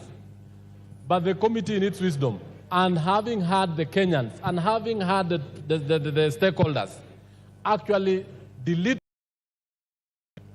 that the members opted to address the public and Kenyans as if the committee has not made its report in the House. Speaker. Mr. Speaker, let me just go down and enumerate why I support this bill. That clause 23 is actually on the issue of athletes. There was a proposal to tax the income by the athletes. The committee went ahead and deleted that and asked that incentivized and be allowed, and their monies they earned actually will give an income to this country. On the issue of eco-tax, a lot of imported items have actually been taxed to protect the local manufacturers. And this has been said by the Kenya Association of Manufacturers, the Kenya Private Sector Alliance, that the local manufacturers need to be protected. The large, well-established companies which can actually flood our markets. And in so doing, we are not exporting the jobs. And Mr. Speaker, I would just want members to know this. We are actually exporting jobs to those nations. We are actually exporting money. And that is why finance bill, we have been able to stabilize the issue of foreign exchange. We have also been able to bring the inflation down. When you look at clauses 34A, 1 and B, the committee proposed to actually delete even taxes on aircraft spare parts. This is actually the reason why Kenya is a hub in this region, where most of the countries in the region always do the servicing of their aircrafts in this country. Clause 45 up to 48 introduces the eco levy, actually to make sure that imported material from other countries, and this is actually to safeguard our climates, and also to ensure that the way we dispose like phones and even tires. And in this same clause, Mr. Speaker, we have the issue that the motorcycles, the wheelchairs, tires, and everything else are exempt because these are Kenyans of low level who are going to use this. So as we speak, Mr. Speaker, it is serving this country very well, and therefore I support. Thank you, Mr. Speaker. Thank you. Who did I want? John Badi. We have reduced time to 5 minutes. Thank you, Mr. Speaker. Mr. Speaker, I want to start by saying that since President Ruto took over power, I've never been to State House. I don't intend to. I have never had a one-on-one meeting with him. So the only is this one, to tell him what I think he needs to do. The President, I want to tell you, the people,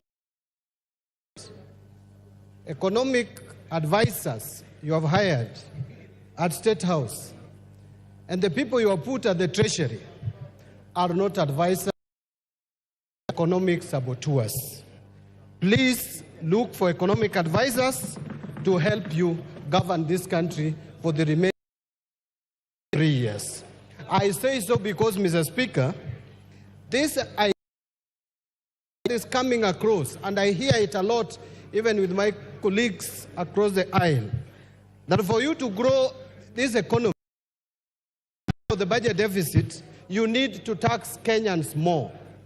That is nothing but truth.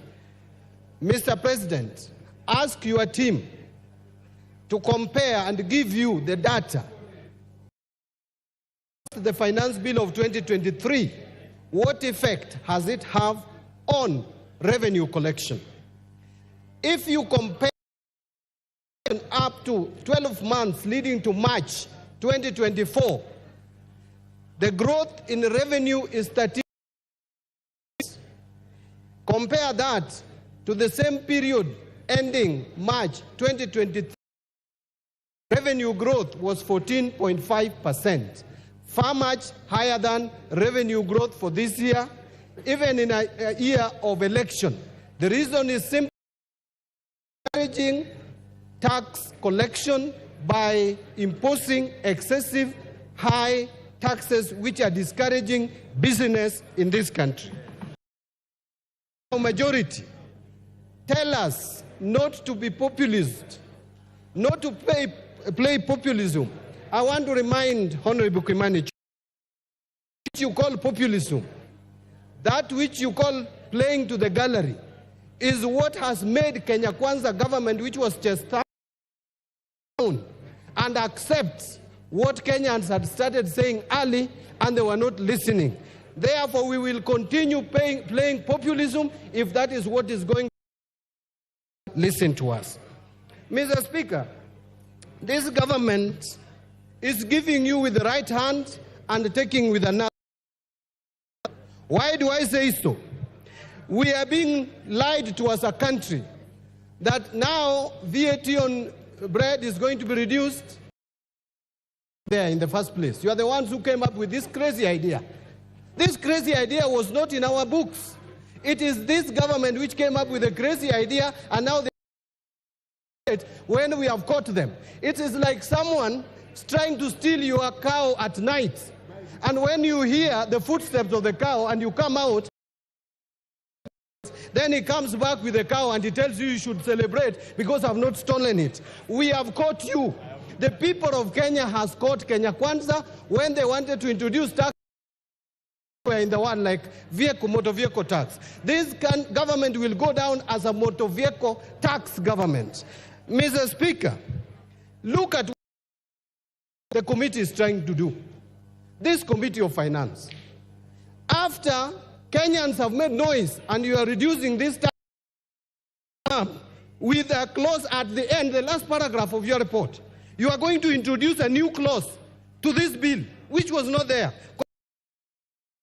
And you are telling us clearly that you have not been able to collect enough levy in this year than previous year because the prices of fuel proposing to increase it here by 7 shillings, but I'm told, I have information that you are going to move it to 9 shillings when we come to the committee of the whole house. We must reject these attempts. The price of petroleum product because that will increase even the price of electricity and therefore will increase the cost of production. Order, Mbadi. Yes, Chair. What's your point of order and under what standing order?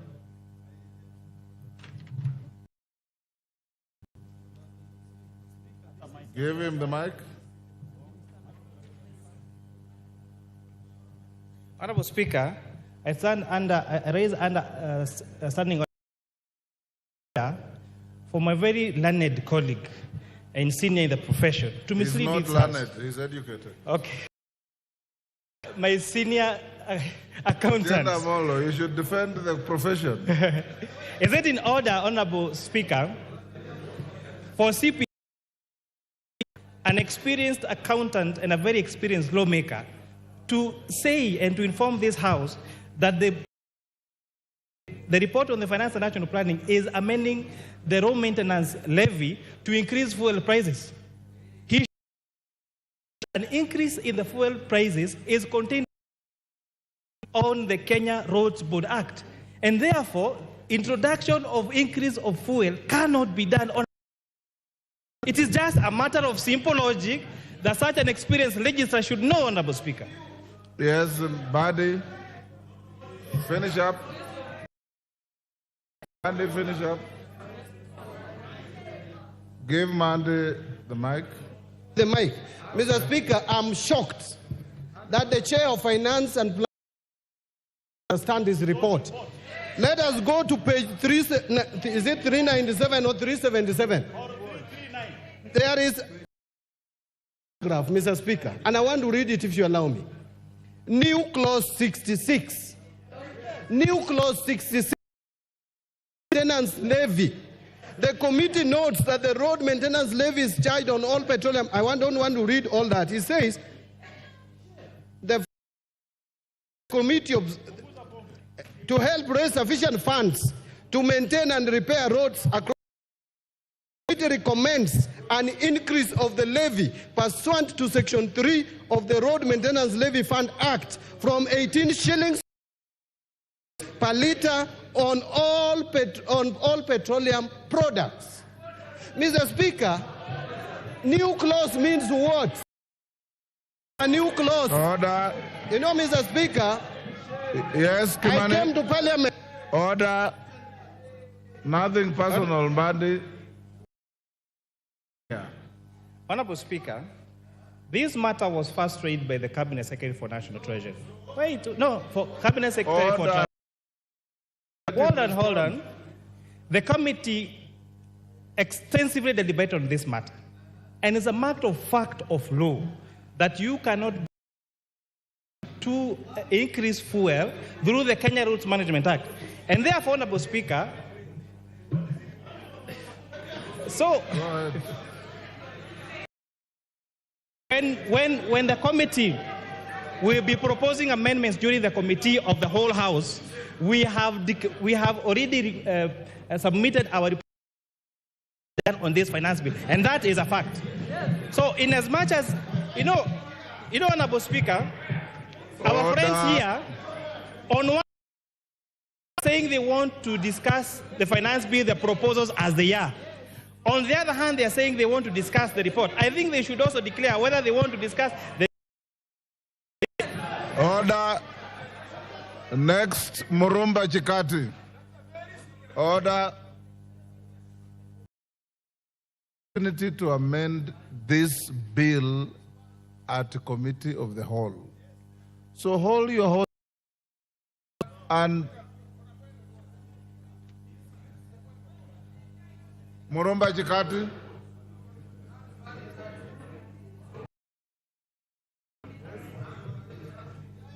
Your time is over. Murumba Chikati. He sent us. Yes.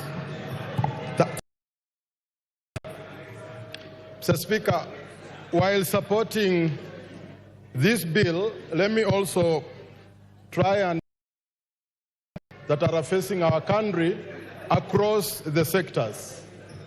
Mr. Speaker, one of the biggest challenges and why I support this order, Chikati. What is out of order, women rep for Migori? What standing order? You will get it. I'm a first time. I don't know the standing order well, but you need to know that there are women in the house. If you can't see us, we can walk around. You'll be seeing that there are some female figures in the house. Are you alleging that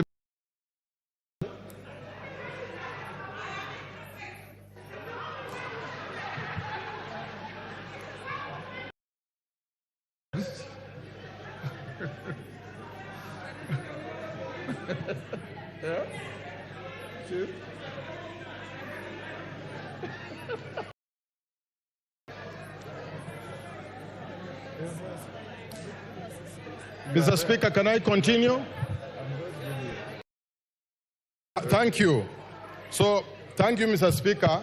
While supporting this bill, I would like also that are facing our country across different sectors. One of the biggest challenges we've had is with the education sector. Mr. Speaker, was started without proper infrastructure. We have a serious problem of infrastructure and it is my hope, Mr. Speaker, that these funds be raised through taxation so that we could be able to support the JSS to pick up and deliver it to where it is supposed to be.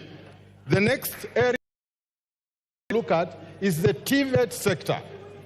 TVET is critical to the development of our country. But this TVET lacks two things, equipment. And it is my hope, Mr. Speaker, that some of the funds allocated be raised can be able to deliver the TVET sector as required. Access to electricity, Mr. Speaker, in the rural areas in Kenya. The last mile, which had started in 2013, between 2013 and 2017, stalled along the way. It that the last mile electricity in rural areas can be able to be spread so that can be able to access electricity just as much as urban centers. Mr. Speaker, access to the health sector in Kenya is therefore part of this bill proposes to raise money for the social insurance fund to access to health in our country. And access to health is also important because it translates to the development of our in general. Thank you, Mr. Speaker. I support.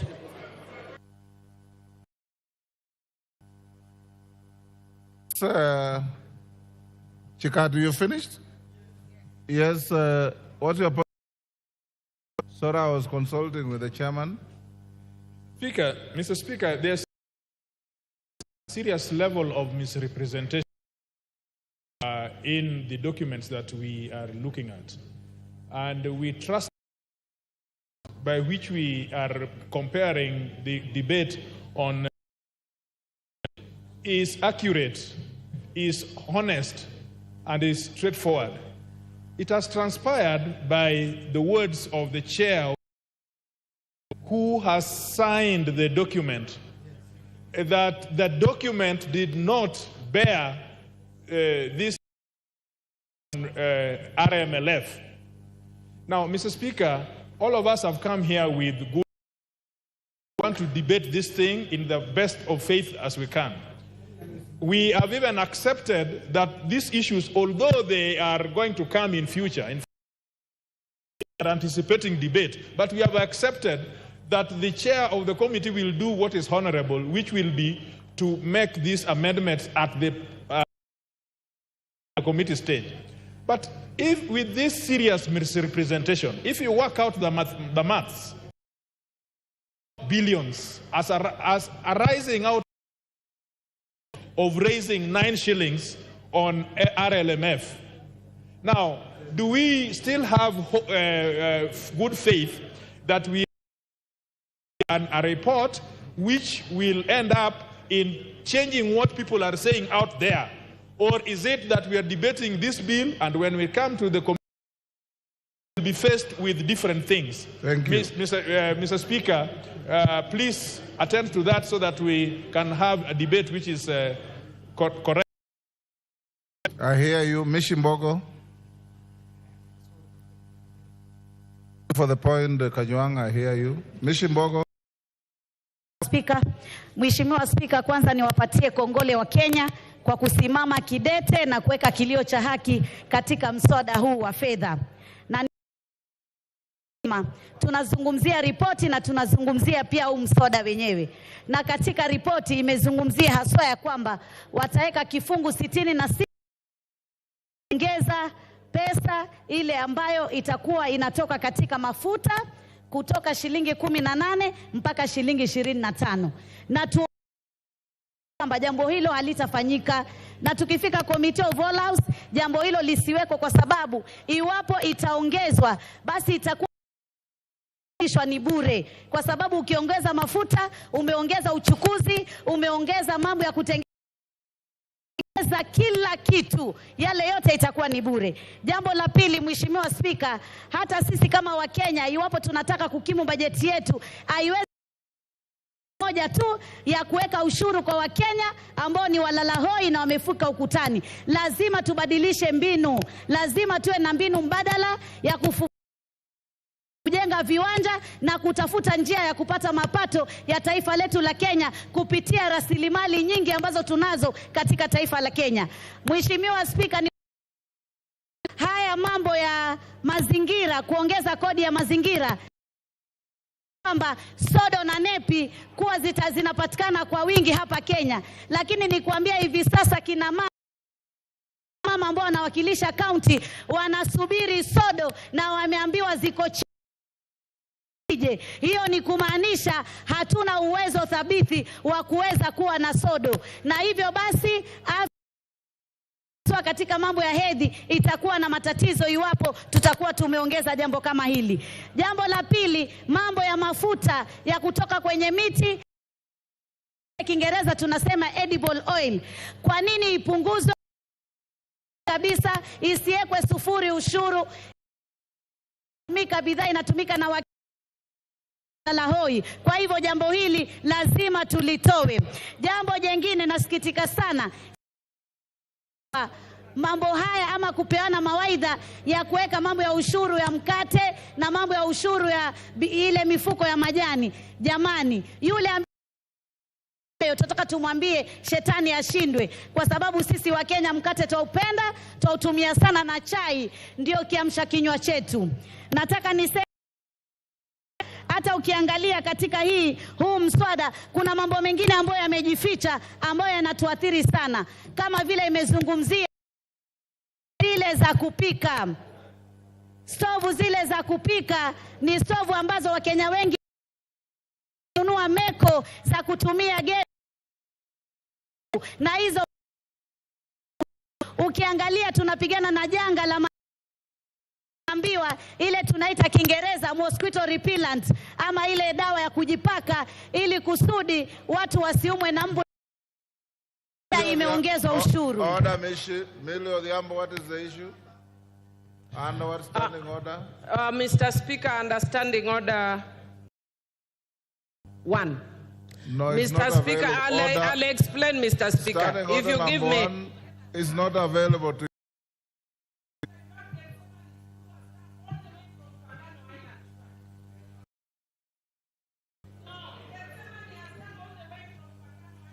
Merely, I have the school here and I'm going to acknowledge them. To raise, and it's out of order for you to shoot into the debate on finance bill to mention a school from Mfangano. Take your seat. Mheshimiwa Spika, bidhaa zile ambazo zinatoka nje ambazo tunasema lazima tuwe waangalifu, tusije tukaweka ushuru katika bidhaa za kutoka nje ambazo sisi kama taifa bado hatujatengeza viwanda vya kutosha. Sasa hivi tunajenga manyumba ya bei nafuu na tunatumia material nyingi sana. Tuna viwanda vya kutosha vya kutengeza bidhaa kama hizi. Kwa hivyo lazima tuangalie wakati mwafaka ambao ushuru kwa bidhaa za kutoka nje wakati tumetimiza na tumekuwa na uwezo kama taifa la Kenya. Vile vile pia nataka nizungumzie niseme ya kwamba mambo ya magari, ambapo magari tulikuwa tunaambiwa ya kwamba ni mapato, na tulipoambiwa ni mapato ya kwamba tuweze magari si mapato. Magari nile tunasema asset kwa Kiswahili, rasilimali, na uwezi kumtoza mtu ushuru katika rasilimali. Jamani, tupunguze katika maofisi yetu. Ofisi ya naibu wa rais inataka kufanyiwa marekebisho pesa. Ukiangalia bei ya kununua hiyo ofisi na bei ya marekebisho ni tofauti sana. Lazima tuangalie ufujaji wa kusaidia taifa la Kenya, lakini tusitegemee mambo ya ushuru peke yake tukaona tunaweza kukimu bajeti yetu. Nataka niseme sisi kama Wakenya mama kidete, tusingoje wanasiasa tunapoona mambo yanatukwaza haswa haya ya kiuchumi. Tusimame sisi wenyewe kidete sauti zetu zikizungumziwa. Jambo jingine ambalo ningetaka pia kuzungumzia niseme ya kwamba tuweze pia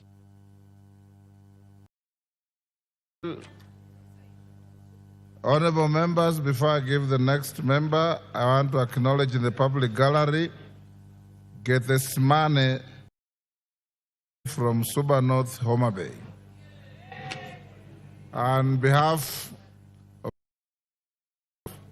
I welcome the students and their teachers to thank you.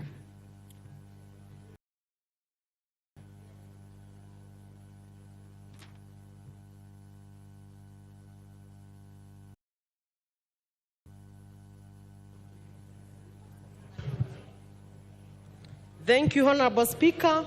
I stand to support 2024 because the proposal from Nyandarua County and Kipipiri have been heard. And I want to confirm to the farmers from their potatoes will not be taxed. But having said that, Honorable Speaker, as the chair of regional integration, I want to put information to the House. EAC, we are a community. And I want to discourage members from debating and indicating is against the eggs from Uganda. That is not the essence of having can debate it nicely. The eggs from every region within the community are allowed. You can have them from Uganda. Debating on that matter because as long as you pay, but let us discourage to discuss that the eggs from Uganda, the onions from Tanzania, we can also sell to them. Honorable Speaker, I want this House to be honest to the Kenyans. Honorable Speaker, we have a budget. And because many members have debated on the issues that were raised by Kenyans, and I want to congratulate the Chair, Honorable Kuria, because they had the proposal of Kenyans on vehicle, on agriculture, on all debated. I want to restrain myself from debating on the same and seek that this House become honest. Honorable Speaker, we must ask ourselves, do we need a budget? Of course, yes, we need a budget. The budget. Honorable Speaker, the Council of Governors have been camping at State House asking for more funds. These members, led by myself, have been camping at Honorable CS Murkomen, asking for roads. Honorable have been speaking of JSS teachers, asking for billions to pay them. These members have been asking for more than 40 billions to pay the senior citizens. And so it beats all the logics that we can gallery and the bloggers and Jay-Z, and instead of educating them that even if you go to the road, you can only go to the road, but then you don't need to have the road constituency. Instead of us as members informing the public that we need money, 600 billion for education, we are supporting raising the emotions, which in my view, I think it is dishonest. It is honest to educate the public that the county governors were capping at the citizens. In fact, as a psycho, Honorable Speaker, the citizens back home were also camping at the governor's residence and their offices asking for projects to Murkomen is because our citizens also come to our offices, our phones, and our homes, also asking for the project. So, and somehow the budget is also political. You need to do a road in your constituency. The governors need to do their project in their counties. Where get the money? The money has to be raised. And then there is no need of raising emotions and trying to support the bloggers who are the finance bill, and yet they are not saying reject the roads in our constituency. Honorable Speaker, I want to treasury boards. As much as we want to defend the locals, we also need money, and no village can stay alone. We investors. I have particularly the infrastructure, and I'll be moving and I'm possibly to your office or the clerk. It will be charged if while 15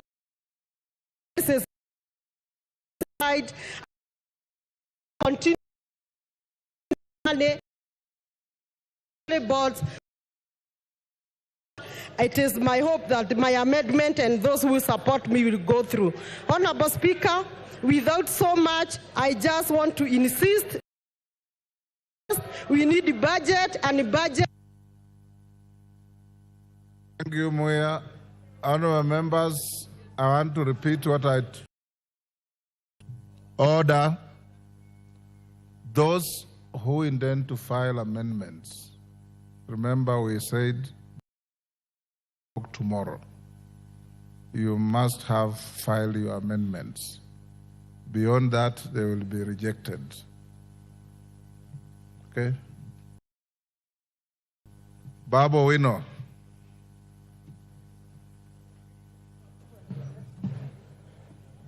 Thank you, Mr. Speaker. Mr. Speaker, I rise to oppose the bill, the Finance Bill 2425, on the following grounds. That number one, Mr. Speaker, there was anger that was expressed yesterday on the streets coming from Kenyans, and to be specific, the Generation Z revolution that started yesterday reminds me, Mr. Speaker, one, the revolution that took place in China, the Chinese Revolution, that was also known as the Peasant Revolution or the Mamamboga Revolution, in the year 1949, which was headed by a gentleman called Chairman Mao Zedong, together with Deng. Mr. Speaker, the revolution that started yesterday also reminds me of the Russian Revolution, which is called the Bolshevik Revolution, that took place in 1917 under the leadership of Vladimir Lenin and Joseph Stalin. It further reminds the Speaker of the Bourbon Restoration in France, the French Revolution, that took place in the year 1789 was headed by Maximilien Robespierre together with Napoleon Bonaparte, the military genius. Mr. Speaker, that revolution did 3 things. Number 1, liberté, equalité, and fraternité. Can you just shut up as I pump knowledge in your empty mind? Baba, will you not take your seat? Yes, give Kagombe the... Thank you, Mr. Speaker. The member for Embakasi East. What is out of order? Is beating drums of war. It is order forum, Mr. Speaker. Standing order, Kagombe. The relevance of what the member of Parliament is speaking about is not relevant to the bill that what is doing is taking an opportunity to use this floor to beat drums of war in this country. We are at a very bad moment at the and we cannot allow that to happen on this floor, on the floor of this House, Mr. Speaker. Go on. Mr. Speaker, you know, order. The Bible says in the Can book you of, withdraw that? It's there in are the no book, fools in this house. In the book of Proverbs 26, Speaker, that never respond to a fool because the... Order, Baba Wino. Order, Baba Wino. In this house, order. Whether a member represents fishermen from the shores of the lake or the sea, whether a member represents herdsmen, whether a member... You are all honorable members of this house. And there are no fools in this house. And I want to know, respect begets respect. Respect your colleagues, they will respect you. There are no fools here. Can you withdraw? Mr. Speaker, a fool is somebody who does not understand something. Order. Order, Baba If I think that somebody is a fool, why should... Order, Baba Wino.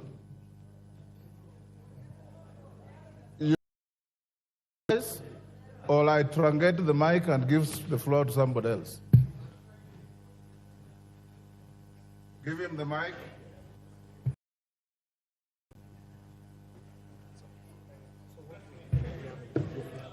Yes, Baba. I withdraw. And apologize. I don't...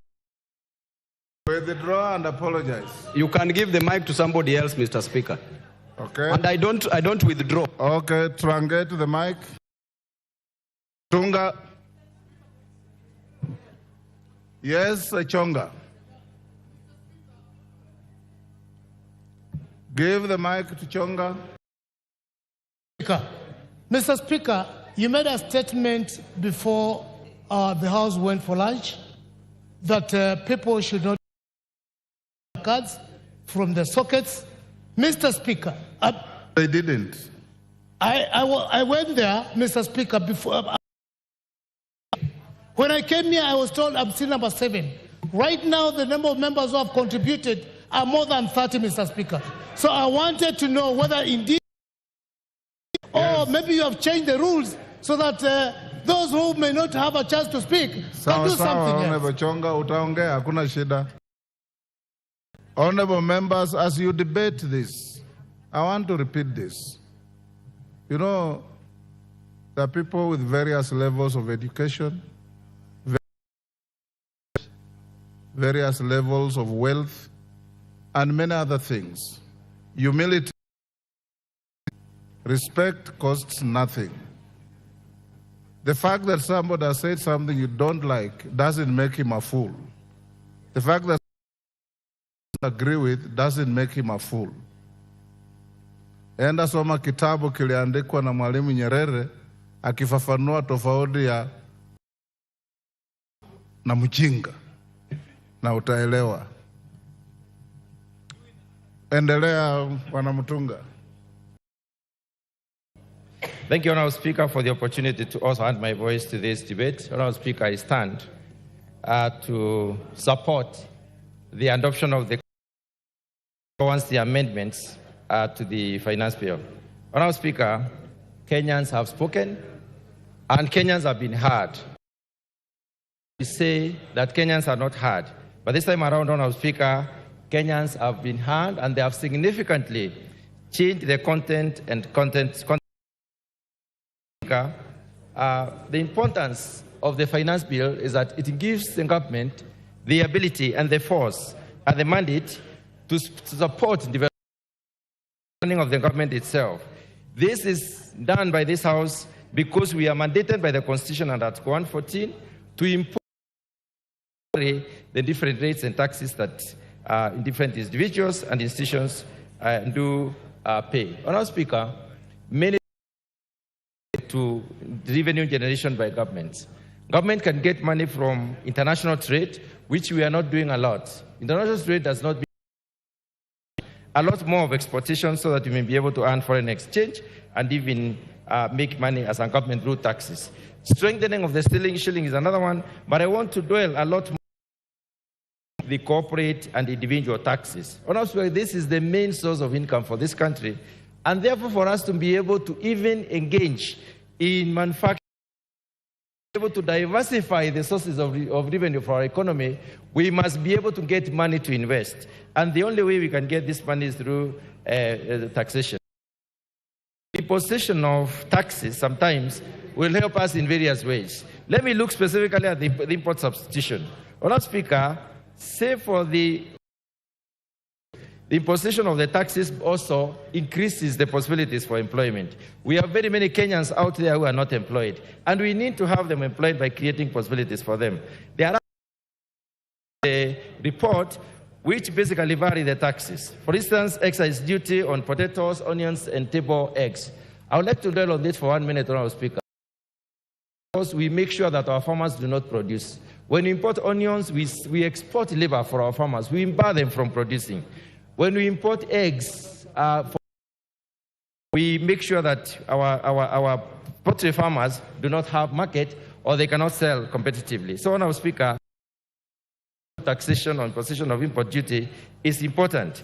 But there is a specific egg that is excluded, and this is the viable egg, which is basically used for production of an input. It is not for the table. Honourable Speaker, eco levy has been introduced in some of the issues, and I want to specifically dwell on the tires. Honourable Speaker, speaking in the social media, are alluding to the fact that tires especially for the wheelbarrow, for the motorbikes and others, the tax has been removed, and it is important for Kenyans to know that the motorcycles that have got a duty on them and those that are fully imported when they are not the ones that are assembled in Kenya. Specifically on agriculture, Honourable Speaker, the VAT on cane transportation has been waived off, and this is of reducing cost to the farmers.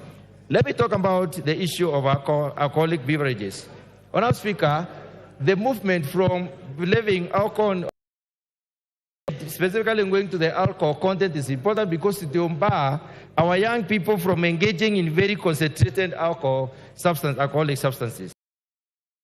There has been an exemption of duty, a proposal for exemption of duty within this report for the beverages originating from sorghum, millet, and cassava. What this does, Honourable Speaker, to improve the production of these particular commodities and therefore through encourage production of other beverages through them. Honourable Speaker, within the report of disposable income, this is as a result of, for instance, levying 5% of the gross income on the pandiems as a waiver, which will increase the disposable income as opposed to the previous 2,000. Of shift and the housing levy as statutory deductions also increases the disposable income. The final Honourable Speaker, I want to talk about calculation levy. This was a major issue, and I had also proposed to bring an amendment on this particular issue, but I'm glad the report recognized that. Honourable Speaker, this report is balanced. We must raise some money. We cannot reduce everything. We cannot remove everything. We should be able. Thank you, Honourable.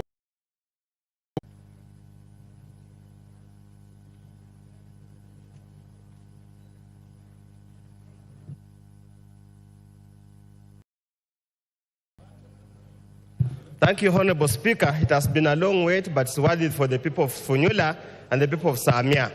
Honorable Speaker, on the bill is meant to cure two issues: to make proposals for revenue raising for that particular financial year, and to make administrative changes in financial or revenue raising measures and taxes of that kind of a nature.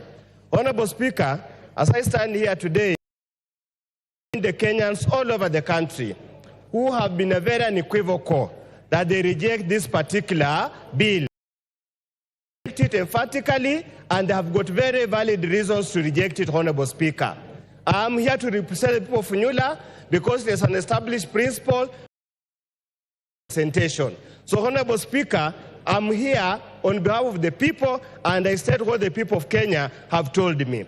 Honorable Speaker, through the draconian measures contained in this bill, Honorable Speaker, clearly indicates that drafters of the bill are sadists to the suffering of the people of Kenya, and I call upon the cabal and the coteria that presented this bill to go and solve out. Are they part of the Kenyan people or are part of the oppressors? Honorable Speaker, in all fairness, how would you impose an asset? How? I mean, a car is an asset. It's not an incoming generating activity. How do you impose income tax? Honorable Speaker, how do you impose income tax on the very basic things? Bread, sanitary pads, what nowadays they used to call them napkins, nowadays are called pampers. During our days when we were parents, they were called napkins. How do you impose VAT of all those things in such a draconian manner in hard times, Honorable Speaker? Honorable Speaker, they will pontificate that they have made changes to the bill, that the Almighty, whether the Almighty God or whatever, has instructed them to make changes to the bill. Honorable Speaker, and I still hold my the committee report does not navigate or does not negate a bill. It's just a committee report. It can either be carried or tell Kenyans wherever you are. This is a red herring. This is a gimmick. Do not fall onto it. Be relentless in your push. Be relentless on harassing your MPs. Protect the rights and interests of the Kenyans, Honorable Speaker. Honorable Speaker, as we stand here, we have passed two finance bills. Under this second one, we passed the first one, this is the second one, under this regime. They keep on gloating that we have reduced the fiscal deficit from 6 point something to 3 point something, Honorable Speaker. And I want Kenyans to understand this. Any reduction in fiscal deficit must be commensurate with the GDP growth rate. Honorable Speaker, the GDP growth of Kenya has stagnated at 5%. Estimates this year indicates likewise it will remain the same at 5%. So the so-called fiscal reduction of fiscal deficit, the deficit, is a paper stone at all on the ground. Honorable Speaker, we need to be very careful. This is a country of close to 50 million. All Kenyans must be treated equally without discrimination. Honorable Speaker, imposing a tax or some kind of raw material so that you benefit, you improve the economic value of a particular player in the industry is unconstitutional and is extremely unfair. As I really want to send a message to the President. And if he has read the book of Chinua Achebe, Okonkwo was told, this boy has called you father. He went ahead and killed him because he has been told by customs to kill him. IMF, Brinted Wood, and the USA is telling you to kill Kenyans, but the blood of Kenyans will remain in your hands. Thank you, Honorable Speaker. I oppose. Naomi Wako. I have the mics. Thank you, Honorable Speaker, for allowing me to add my voice to on Finance Bill 2024-2025. And from the onset, I confirm that I support and also led by Kimani, as he has done very well together with his committee, and also having gone through the report, I congratulate the committee because they have put into consideration the many concerns that public participation. As I say that, Honorable Speaker, it is unfortunate that our young people have been on the streets for the last few of them have gone through challenges because of that. Others have been injured, and that is just because somebody spreading lies, talking a lot of lies to the nation and misleading the nation. Today we are here debating on finance bill and also telling Kenyans how that finance bill will help to facilitate the budget that we passed last week. Honorable Speaker, I have been visiting some of the ministries. Go to the Ministry of Transport, you go to Health, and you go to different ministries. You find our honorable members, colleagues, be served and demanding for projects to be taken to their constituencies. And unfortunately today, they are here fighting our budget and supporting the budgets they have been pushing for. When some of us are here in the House and trying to push the agenda for the government, them they are moving from one place to the other, looking for opportunities to do businesses in the ministries, and today they are here fighting and misleading Kenyans. Honorable Speaker, the most important thing that we can do today, it is to be self-reliant. And by doing that, we will be able to reduce the dependence on foreign assistance. When we took over this government, it is quite clear that the economy was very bad. But today, we are not there. Honorable Speaker, I support this because for the first time, you remember very well that pastoralists lost their livestock, 80% of our livestock. 1 billion has been put in the budget, which this finance bill will support. For the first time, the school fee has been well catered for. For the first time, the teachers, 20,000 teachers will be added and employing 50,000 teachers. Honorable Speaker, the government is quite focused, and that is why, and listening to the people, the government has been listening through public participation, and that is why today we are saying 16% VAT on bread has been removed. VAT on transport, on sugar, and has been removed. And no increase on mobile money transfer. And these are some of the things that activists keep cheating people and spreading lies and people to go on the street. My advice to people is let us support this and see the fruits, because by passing false information to people, we will passing this, then we'll be able to support our budget and facilitate different ministries so that we can bring the transformation that we support, and let us make sure that Kenya is self-reliant. Thank you, Honorable Speaker. Susan Kiamba. Thank you, Honorable Speaker, for giving me a chance to also contribute to this very important bill.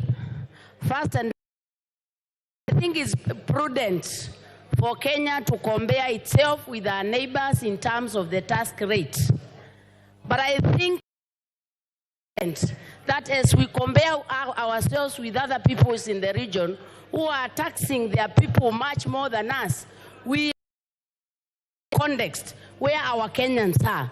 Kenyans now are economically at their knees, very vulnerable. And anybody attempting to add anything on top of this, it will not actually do justice. So I think it is very dishonest for us to compare ourselves or to get inputs, financiers, and imagine that Kenya is in the same situation. It's important to realize that the economy of Kenya has not picked up, and having to tax Kenyans higher than that is making them not only vulnerable, but actually not being in a position to survive. This debt we have been talking about, everybody says we are taxing them because we have to pay our debt. And I say, right, we have to pay our debt. Acquired over a period of 61 years. You cannot acquire a debt in 61 years and you want to do away with the debt. That means overburdening the people. We have to be strategic in dealing with the debt. We are not dying tomorrow as Kenyans in a manner that enables our people to continue to grow. So when I hear this passion of wanting to tax Kenyans so that we pay a debt, is that this debt is very old, and we need to be strategic and then deal with the debt for the next 5-7 years, and that way will allow our. Thirdly, Honorable Speaker, it is very shocking, even since Finance Bill 2020, borrowing money to do reproductive activities. We say we are poor, we need money, but the little money we get, we go and put in housing. While I accept these valuable things, but you cannot have the few coins you have, instead of putting them in something productive, you put the small coins in a dead hole. It generates income so that we collect taxes. I think we need to sit down and have a finance bill that is strategic and Kenya forward. We cannot have a finance bill where the little money we have, we are actually putting them in a hole. When we go and build everybody a house, but is it right for us now? The small money we have, we must put it in a reproductive activity.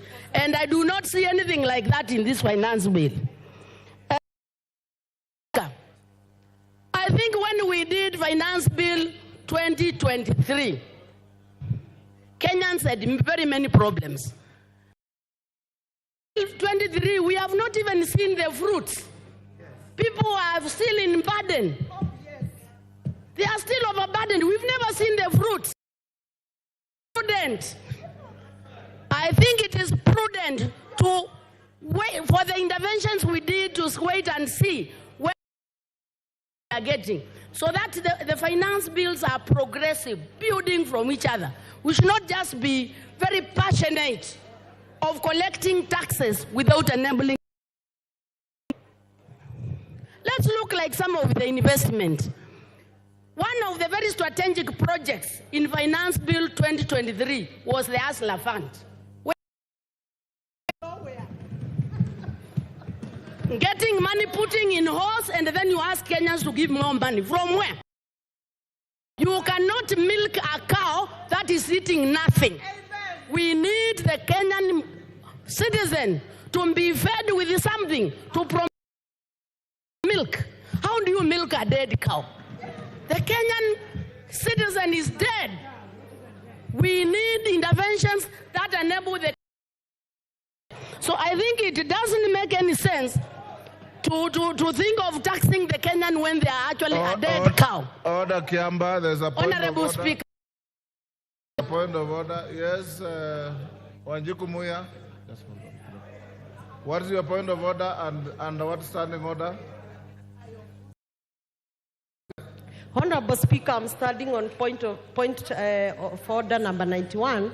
Is the member in order to state to the House and mislead there is no hustler fund? Can she substantiate? And secondly, for the member to say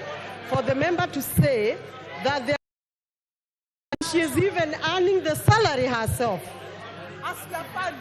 and CDF. Kiamba, your time is up. Your time is up. Mwirigi. Your time is up. John Paul Mwirigi.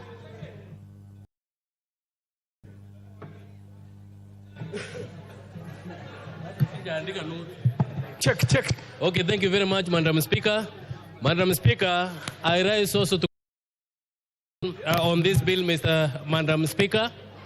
Madam Speaker, the Kenyan citizens, Madam Speaker, sent us to this house, Madam Speaker, to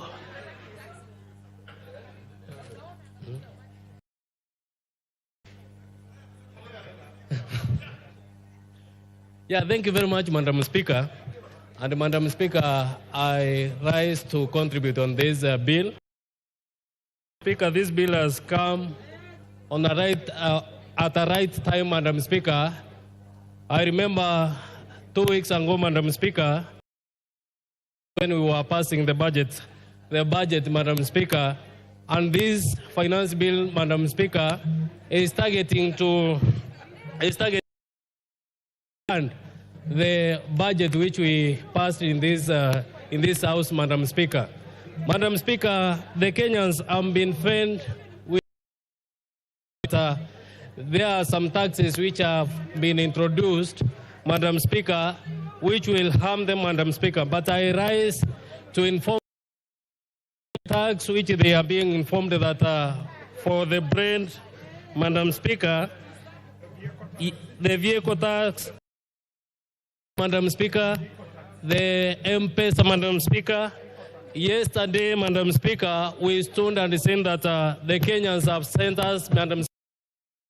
All of these were dropped, Madam Speaker. Madam Speaker, this finance bill, Madam Speaker, is targeting to improve the economy of this country, Madam Speaker, whereby the contribution which will be collected through this finance bill, Madam Speaker, will help to improve the infrastructure of this country, Madam Speaker. A member of Parliament, Madam Speaker, because my constituency, Mr. Speaker, will benefit with 50 million, Madam Speaker, to elect my villages within this constituency of Igembe South, Madam Speaker. Number 2, Madam Speaker, my NGCDF, Madam Speaker, is funded with 10 billion, Madam Speaker, whereby at least I will receive more than 30 million, Madam Speaker, on top of what I normally receive. These funds also will help me, Madam Speaker, to do more work for my people, Madam Speaker. Madam Speaker, since most of my farmers, Madam Speaker, they normally farm, but their produce, Madam Speaker, does not reach the market, because most of the people have invested in importing things from outside, Madam Speaker. But through the imposition of tax from those imported goods, this will see that the farmers, Madam Speaker, who normally farm canola and will have a better market within the country, Madam Speaker, since the cooking or the edible oil, Madam Speaker, then will be used to improve our industries, Madam Speaker. Also, Madam Speaker, on the poultry farming, Madam Speaker, my farmers, because most of them, Madam Speaker, normally farm poultry, Madam Speaker, the imposition of important eggs, Madam Speaker, will see them access the market well, since the internally produced eggs, Madam Speaker, will be available in the market, Madam Speaker. Madam Speaker, also I am a happy person, since when during the week, of my people sent me to reject, Madam Speaker, the imposition of the tax on the brand, Madam Speaker, and I would like to inform them that this tax is not there, Madam Speaker. With all those, Madam Speaker, I beg to support. Thank you. Member for Bamachoge Borobu, Honorable Obadia Birongo.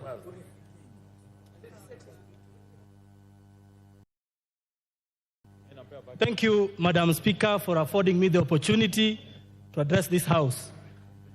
I was going to address the issue of to increase the RML from 18 to 25, but thankfully the chairperson for the Committee for Finance and National Planning actually said the bill. Because of that, I am going to switch my attention to the events of yesterday. Speaker, yesterday our adoring Generation Z woke the government. Our very audacious Generation Z decided that they are going to make their voices heard. I thought of words to be able to salute them on X, but my words failed me. Madam Speaker, I was wondering, since I didn't do them justice on X yesterday, and this is the point at which I want attention of every member here, because this generation is our future. And as I thought about what we usually do when the visitors of our speaker seated in the speaker's gallery are accorded, I cannot help to note that the speaker actually beams with happiness whenever we acknowledge visitors in the speaker's gallery. It is in the same vein. It is in the same vein that I wanted all of us, putting what Action Gen Z did yesterday, and noting the Madam Speaker, that actually represent the best of our country, and that yesterday they were only exercising what is very clearly in our Constitution, Article 1.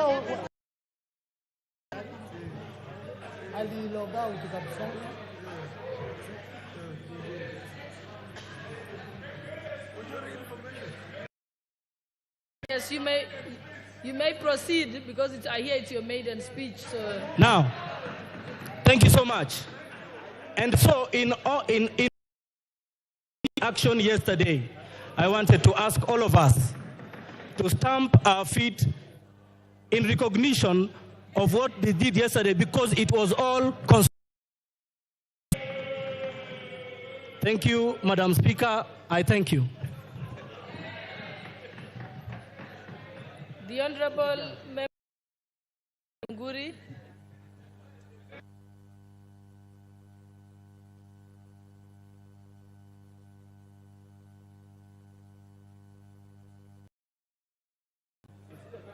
Hello. Thank you, Mr. Speaker. I rise to give my contribution on which has been tabled in this House. Madam Speaker, for a long time, finance bill has not been in this country. But for the last 1.5 years, Kenyans have awoken to the issues that are there in finance bill, public discussion. Madam Speaker, I had attempted to speak earlier on in the floor because I am a user of sanitary, and as a user, as a mother, as a woman leader, I am greatly concerned that the price of sanitary towels and is not only going to affect the mothers and the users of those items, but is going to affect the budget of individual homes. I have interrogated the proposal of the finance bill very deeply, Madam Speaker, and I've realized that there are promises flying around the excise duty that was proposed on sanitary towels and diapers has been removed. Or rather, there is a recommendation from the Committee of Finance to remove excise duty on imported sanitary towels and diapers. However, Madam Speaker, the raw materials that are being used by local manufacturers are subjected to VAT. And if those raw materials are going to continue being subjected to VAT, the manufacturers will have no choice but to pass the cost of that VAT to the users. And therefore, Madam Speaker, if we do not remove VAT on raw materials that are making sanitary towels in Kenya for local manufacturers, we are still going to have expensive sanitary towels and diapers. Madam Speaker, currently there are children who do not go to school when they are on menses because they cannot afford sanitary towels. If we add extra price on cost, we are going to deter lives of many girls who can become powerful women in this country. Madam Speaker, in the spirit of making laws, we cannot make laws to obscure other laws. I have gone through the finance bill proposal and have noted that there are various proposals that have been put in the finance proposal that are going to deter us from implementing the laws we have made previously in this House. Madam Speaker, in the respect of that, I note that we have agreed a proposal to amend the Data Protection Act. Data Protection Act of 2019 is a law that we made in the previous Parliament to protect our personal data. I know members of this House, I included, have received numerous messages from members of public. Where they got our numbers from, I don't know. Whereas we cannot blame them because maybe they are operating from a situation of pressure. It is against the law to share members' numbers. As they do that, Madam Speaker, we are protected by the law. What about if we allow us to amend that law and allow anybody to access our personal data, including financial data? And therefore, Madam Speaker, I am of the opinion that so that you don't make laws that are going to make other laws not operational. Madam Speaker, I represent farmers. And I would have been very excited to hear that just like we have given VAT exemption to the transportation of sugarcane, which I am happy about, we also provide the same provision for the farmers who transport milk, who transport avocados, who transport macadamia, tea leaves, and coffee. Madam Speaker, I understand that we want to make sure that we lower the cost of operation for sugar millers so that they can lower the cost of final product to us, which is sugar that we consume in our tea. But we also consume milk, and we also want to lower the cost of production of milk so that we can have affordable a cup of tea. And therefore, I would request this House to consider to also provide and extend the same treatment to my farmers in Githunguri. With those very many remarks that I have made and I have observed, I am still not convinced that I should support. The Honourable Member for Homa Bay.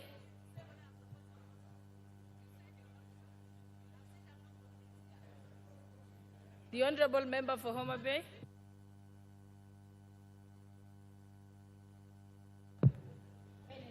Thank you so much, Madam Speaker, for giving me this opportunity to also debate and make contributions on this finance bill. Madam Speaker, I rise to, from the beginning, I say that I reject this finance bill. Madam Speaker, the reason as to why I'm saying I'm rejecting the finance bill, not just rejecting partially, but in totality.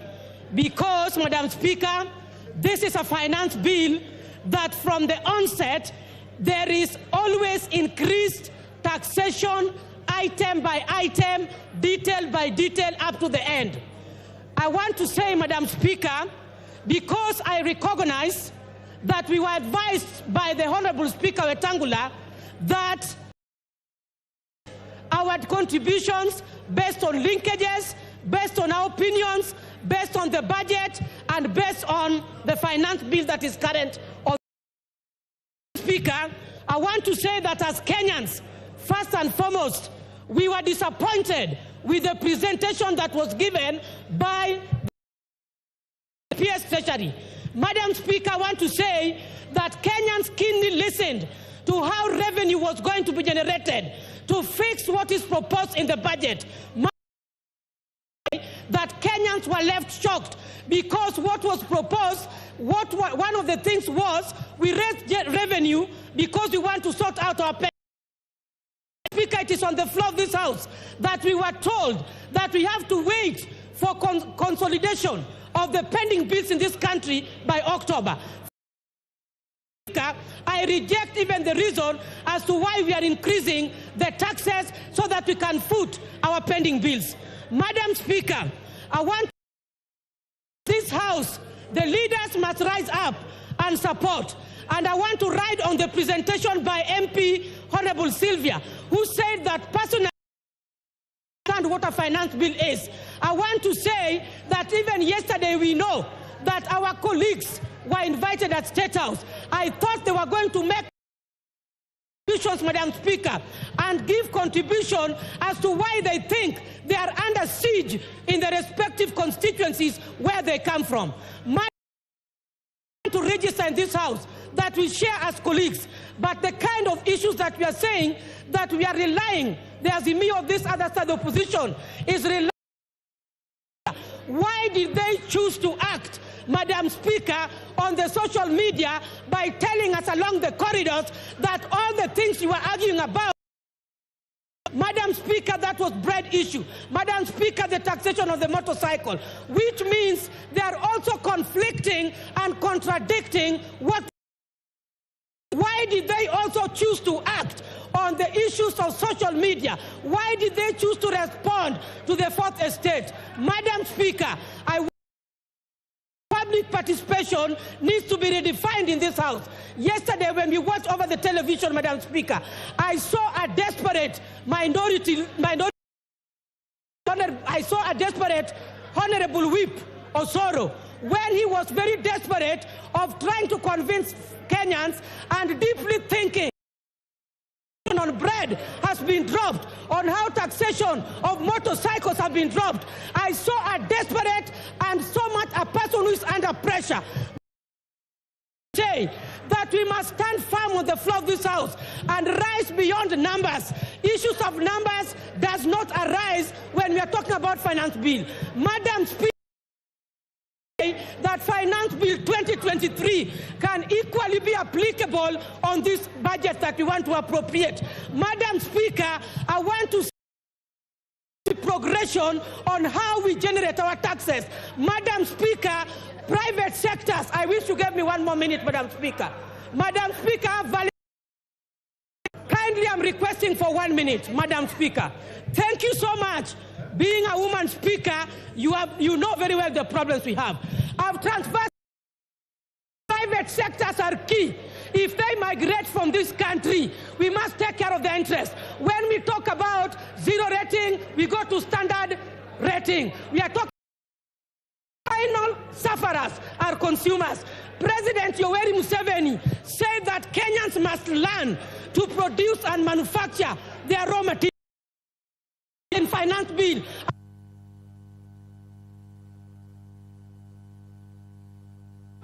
Thank you. The Honourable Member for Alego Usonga. Thank you, Madam Speaker. Madam Speaker, I want to make a few observations. Madam Speaker, the document that the finance bill draws its contents and which we passed in this House is known as budget strategy paper, medium-term budget strategy paper. Madam Speaker, that document, if you look at it, anchored on two important principles. The first principle is that the budget document needs to be predictable. The budget document needs to be predictable. The finance bill needs to be predictable. It also needs to be certain. The reason this document is because, Madam Speaker, investors and businessmen, when they want to do business in a country, must be certain that the tax laws that will prevail are long-term and that they are able to allow them to plan their businesses. Madam Speaker, before the banking sector, and Madam Speaker, we could engage business people and we help them to draw strategies for business. One of the things that we look for when we are doing this is that how will the tax environment obtain in the next 2, 3, 4 years? Madam Speaker, if you look at this tax bill, if you look at this finance bill, we just did finance bill last year. And even before the businesses take advantage of the finance bill which we enacted, the incentives which we provided, short bill which is overturning those benefits. Madam Speaker, this is the reason why, Madam Speaker, I want to oppose this finance bill, because it is taking away the benefits just the other day and taking them away. Madam Speaker, for instance,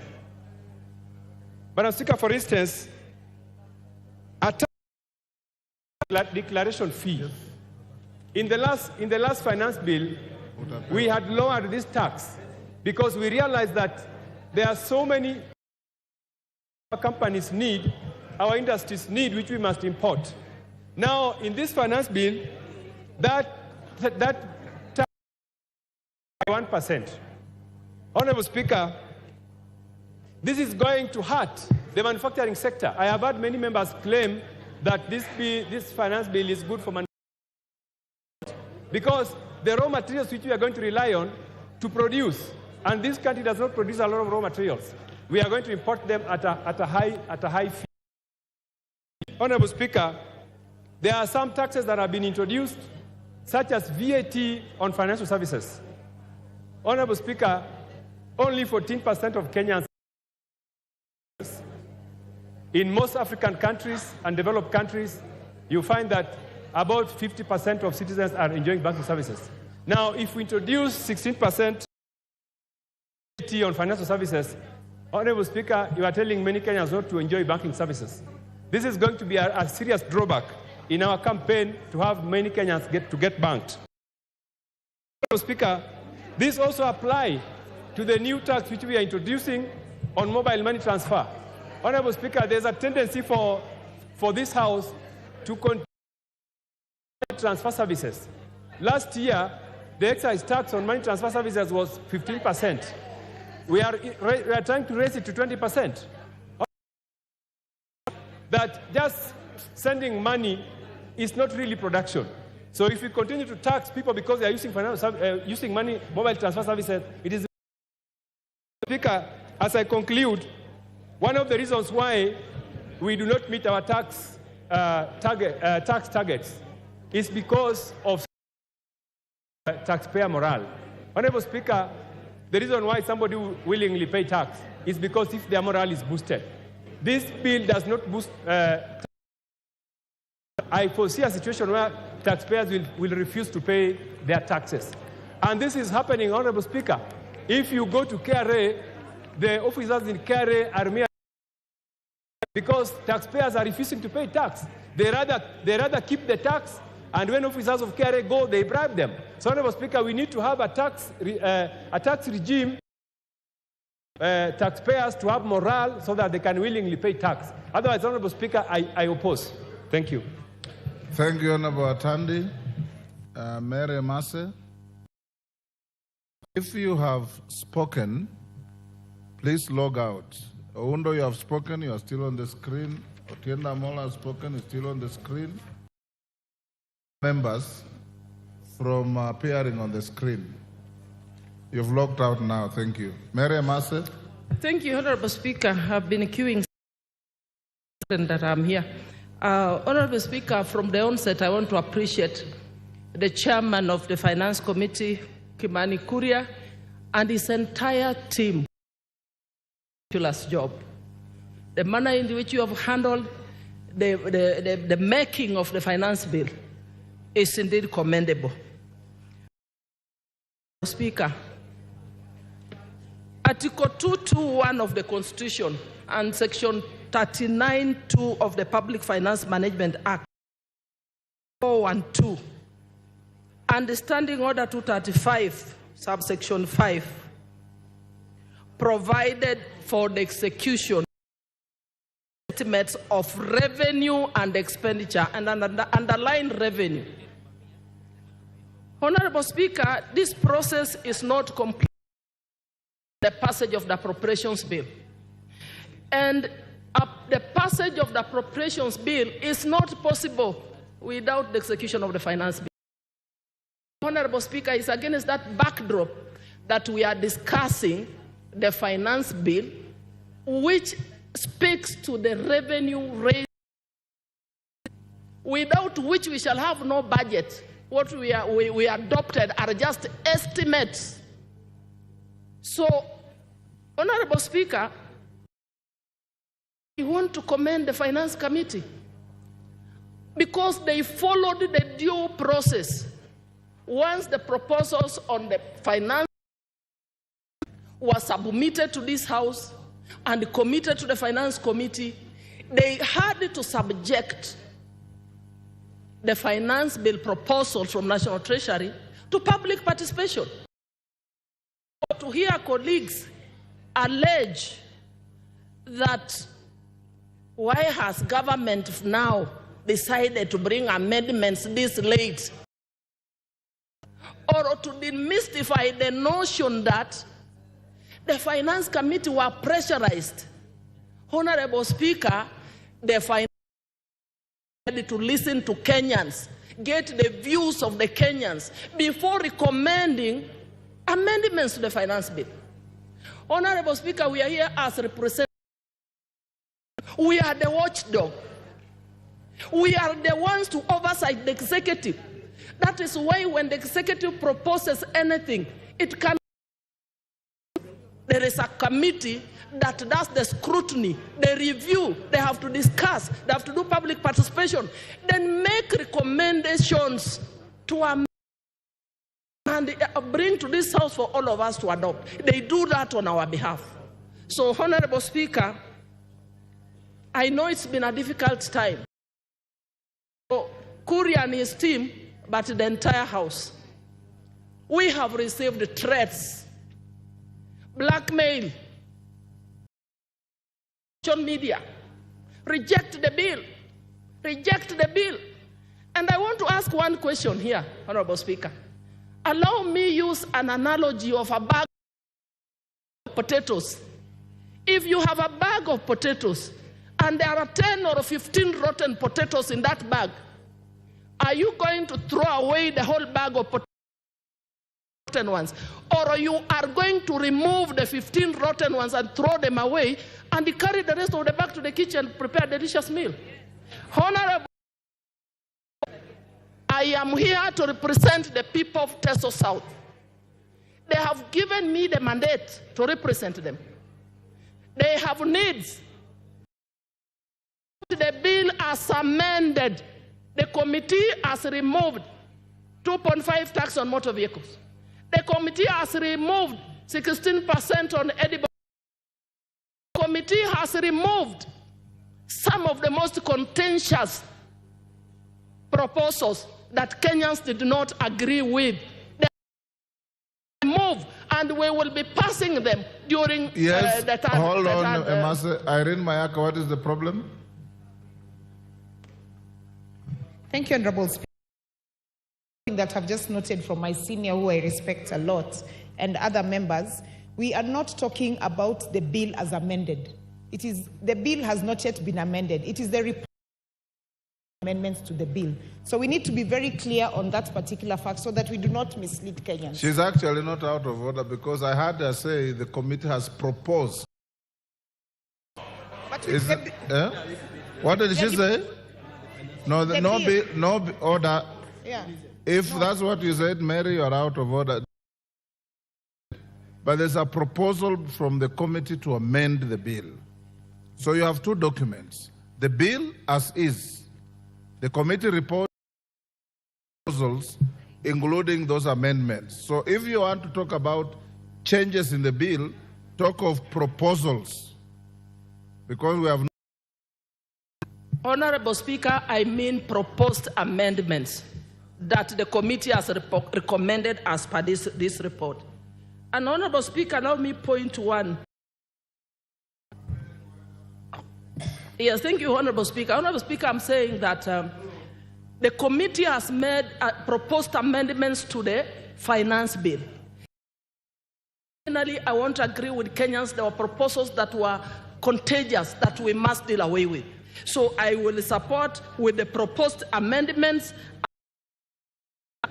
I want to respond to one proposed a VAT on financial services, on internet, which was going to affect the Gen Zs that you're talking about, the hustlers who are the students in universities. The proposal to remove that, to delete that proposal, commendable. Dr. James Nyikal. Thank you, Mr. Speaker. This opportunity, I really appreciate. Order, Nguna, what is the problem? Mr. Speaker. CNN, what is the problem?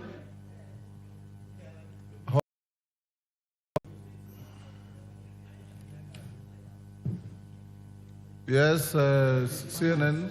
Mr. Speaker, sir. Yes. I've been here since from the screen. It is clear I'm the one who is supposed to speak after Mary Masse. But anyway, let me be. Take your seat. The discretion remains the chair, but let me also tell you, if there's a member who sits here longer than any other, it's Dr. Nyikal. He sits here from the beginning. The Speaker finds him here. The Speaker leaves him here. Thank you, Mr. Speaker. I rise to oppose the Finance Bill 2024. Mr. Speaker, this has been the most canvassed bill since I came to this Parliament. It has been canvassed, and the committee has met with professional organizations, it has met with churches, society, it has met with students, and all of them are unanimous that they don't like the bill as it is, and have proposed that we. And Mr. Speaker, you have seen even yesterday, in just anticipation that the bill will be discussed, the demonstration in this town. And Mr. Speaker, this time the people who are picketing, if you looked at them, are very well-educated people. If you listen to what they are saying, thinking they were mobilized through social media and so on. But those people have read this bill, and they know what is the bill. I dare say they read this bill better than us. And Mr. Speaker, the reason people are up against, the people of Kenya are up against this bill is last year, which actually people are suffering from. Now we bring another finance bill. They are still suffering this one, and they do not see hope. We represent the people of this country. And why is it that they're reacting like that? Mr. Speaker, look at this bill and the clauses that they didn't like. I'll come to the report later. Look at the motor vehicle or tax. It is illegal. They know it. An asset is not an income. It is there. And when you do that, all people who own vehicles, because it will include transport vehicles. If you look at tax on digital market, and that I think is why the young people are out, they have no people, and they're using the digital marketplace to actually earn a living. TikTok, content creation, and so on. We have put hubs in our constituencies, and the Ministry of ICT is putting hubs and encouraging these young people to actually use them. We are, and we do not have jobs for them.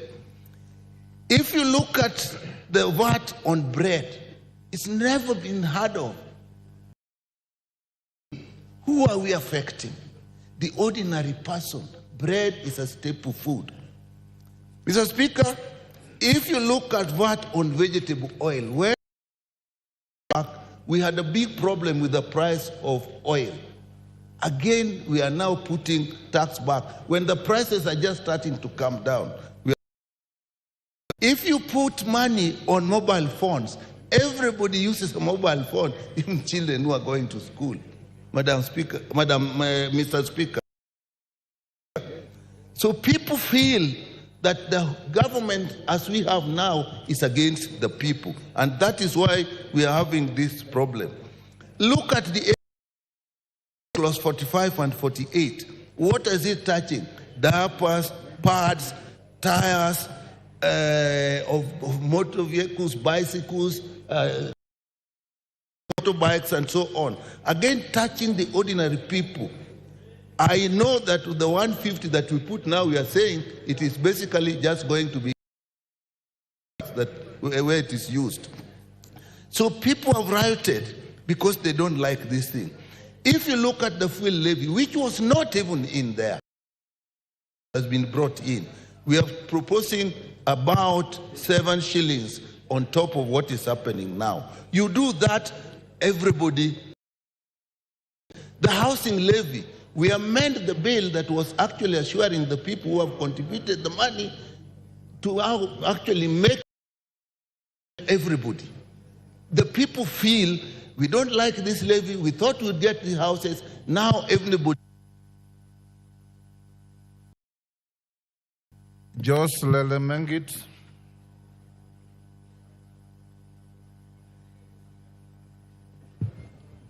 Thank you, Mr. Speaker. First, I would like to be in agreement and also join hands with the other colleagues. This bill has a big win for Kenyans.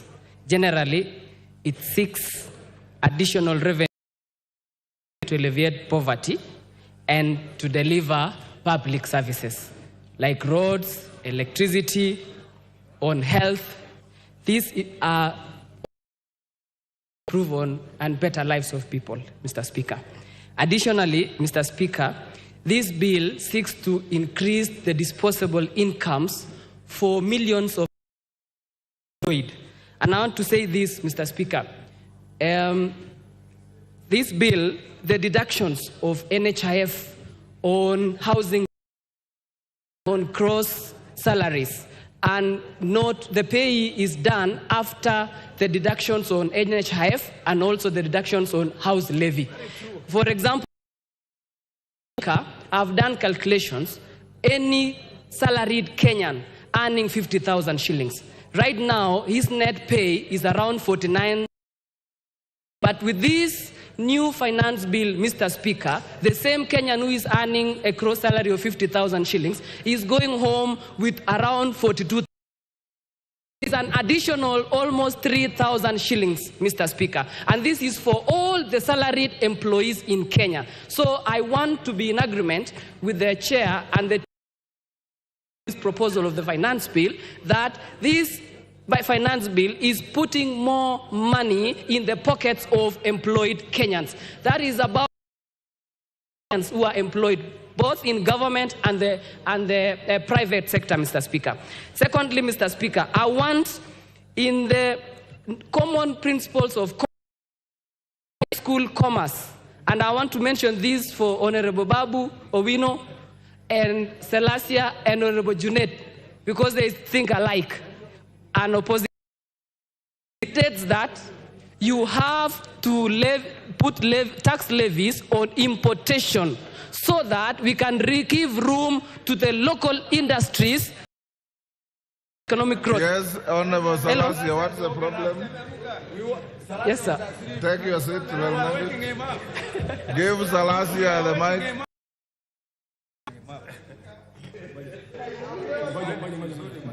Give him, there you are, give him the mic. Okay, I'm here, right? order, but let me try to speak on point of order. That one is point of order number 91. I'm so much disappointed with Honorable El Mengid by saying that Standing order 31 of the House.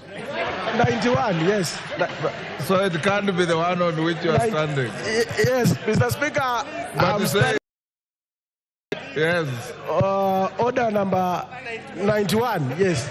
I'm getting used to these things, Mr. Speaker, sir. Yes. So I'm so much surprised that out of all the engineer El Mengid is mentioning my name and asking me that I'm opposing the bill without even me listening to me giving facts. In the next 5 minutes to come, immediately the Speaker is going to mention my name. Thank you, Mr. Okay. El Mengid, to be fair to Salasia, he has not spoken on this bill. You know, I was waking up Salasia. I saw him, he was asleep. Okay. And again, Mr. Speaker, I've seen several members opposing this bill, and particularly the assembled motorcycles that are imported. Those are the motorcycles that 3% of the levies have been put on the imported motorcycles. Locally assembled and locally manufactured, there's no tax levies on those motorcycles. This will spur the economic growth and also will give these companies to employ more youth in assembling these motorcycles within this country. Again, Mr. Speaker, I would love to buy for my babies from the locally produced ones in Kenya. There is no problem for Honorable Junet creating a company limited. I would be happy to buy those diapers from his factory. So I want to encourage every member who is opposing this bill to also join hands with us so that we can accept the amendments and the proposed bill that 2025 financial year. Finally, Mr. Speaker, the only problem that we are fighting in this country is the negative connotations and statements propagated by the opposition. Numbers don't lie. For the last 1 year, Mr. Speaker, on the economy, from 9% to around 5%.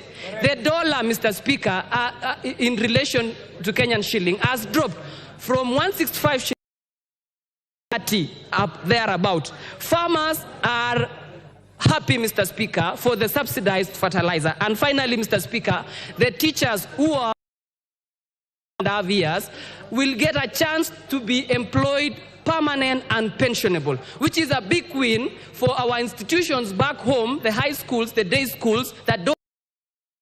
Mr. Speaker. Thank you. Thank you.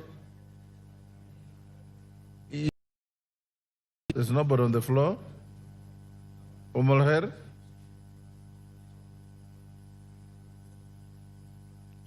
Give her the mic. What's the point of order?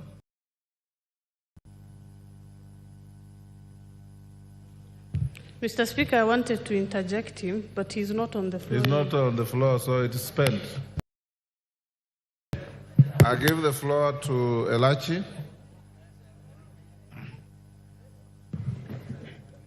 Thank you, Mr. Speaker. Mr. Speaker is to oppose this Finance Act of 2024 with reasons, Mr. Speaker.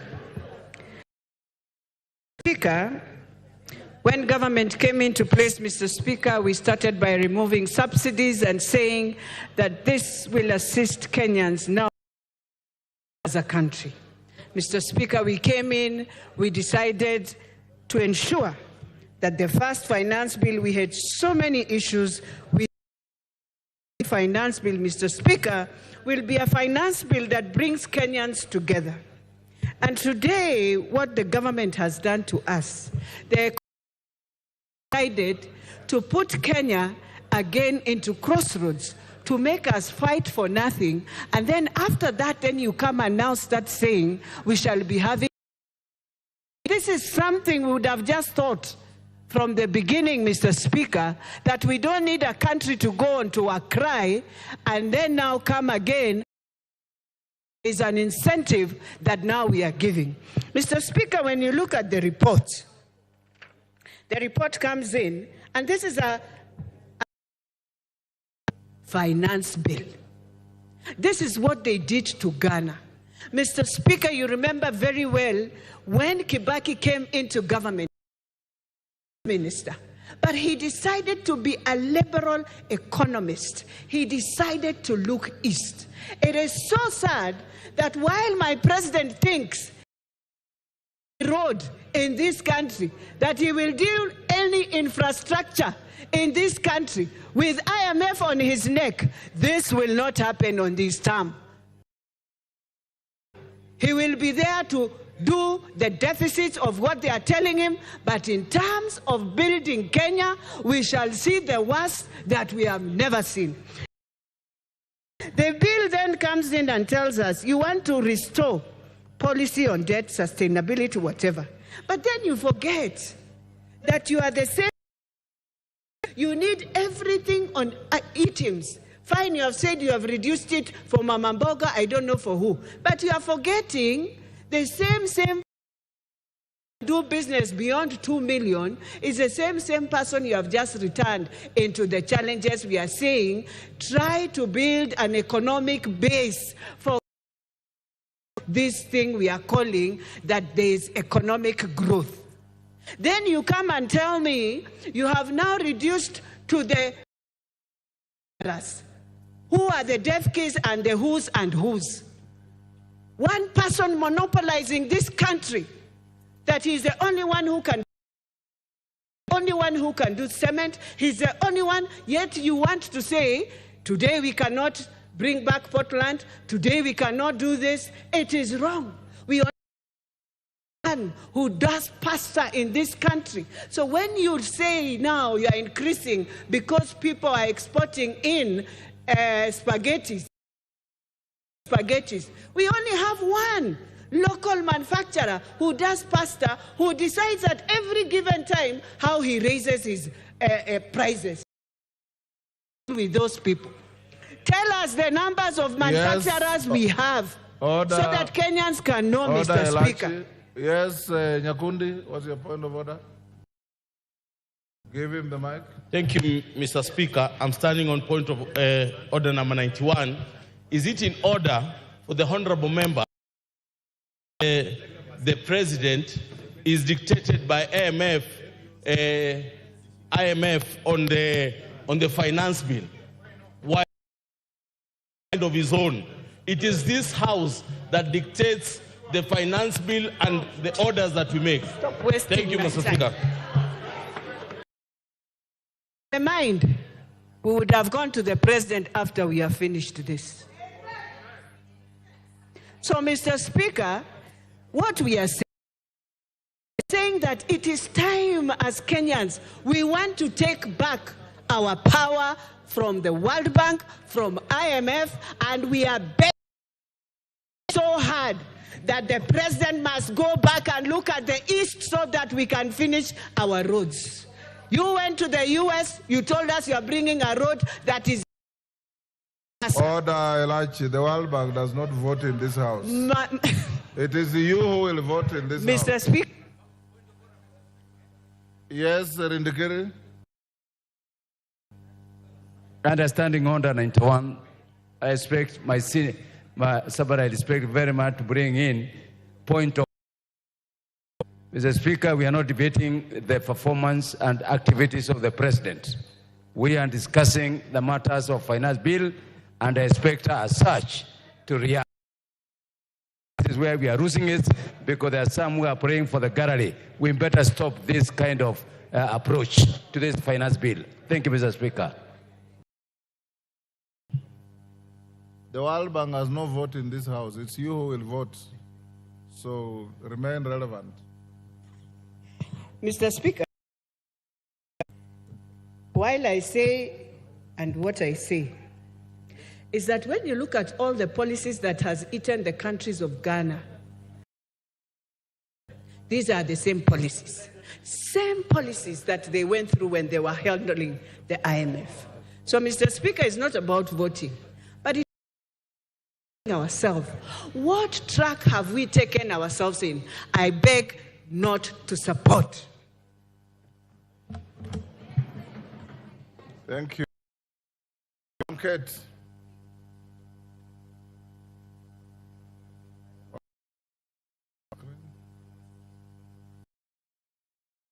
Yes.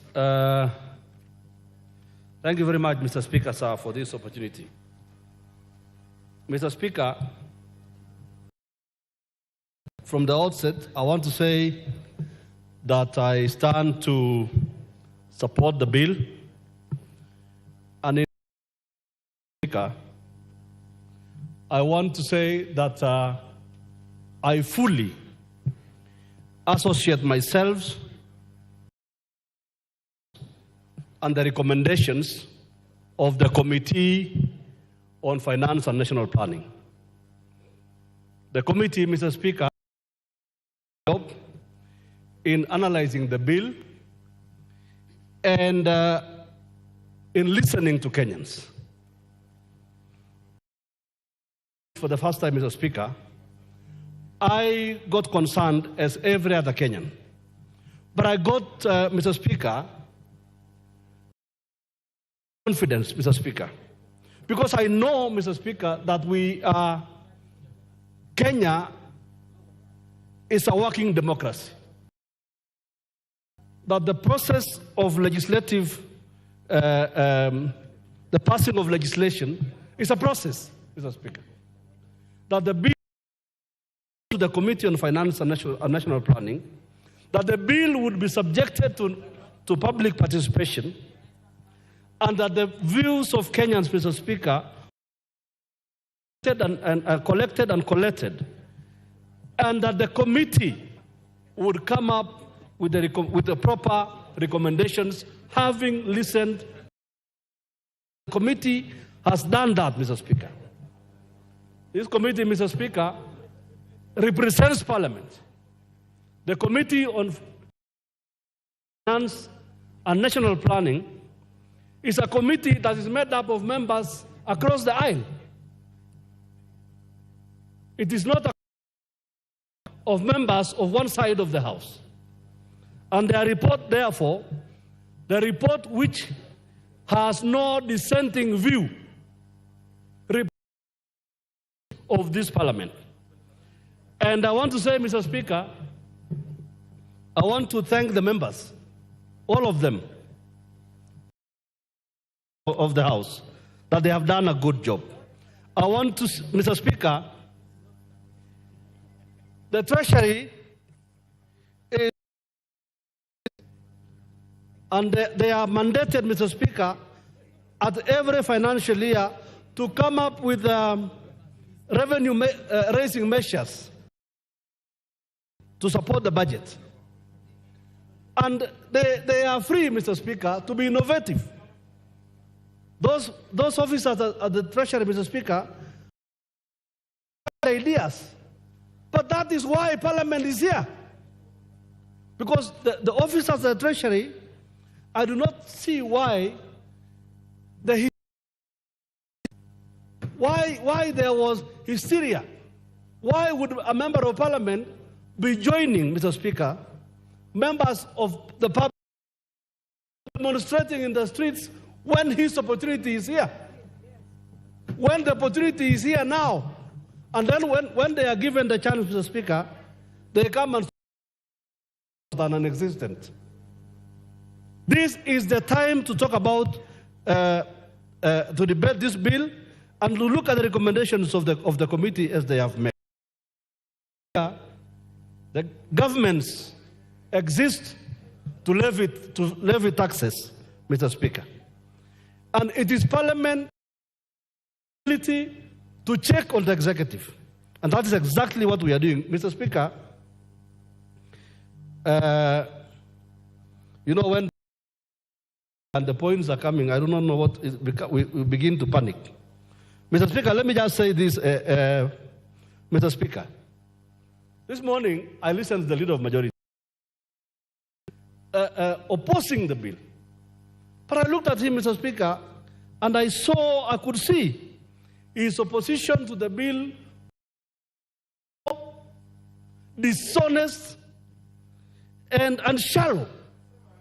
Because, Mr. Speaker, if have given their views, Mr. Speaker, and I challenge Mr. Speaker,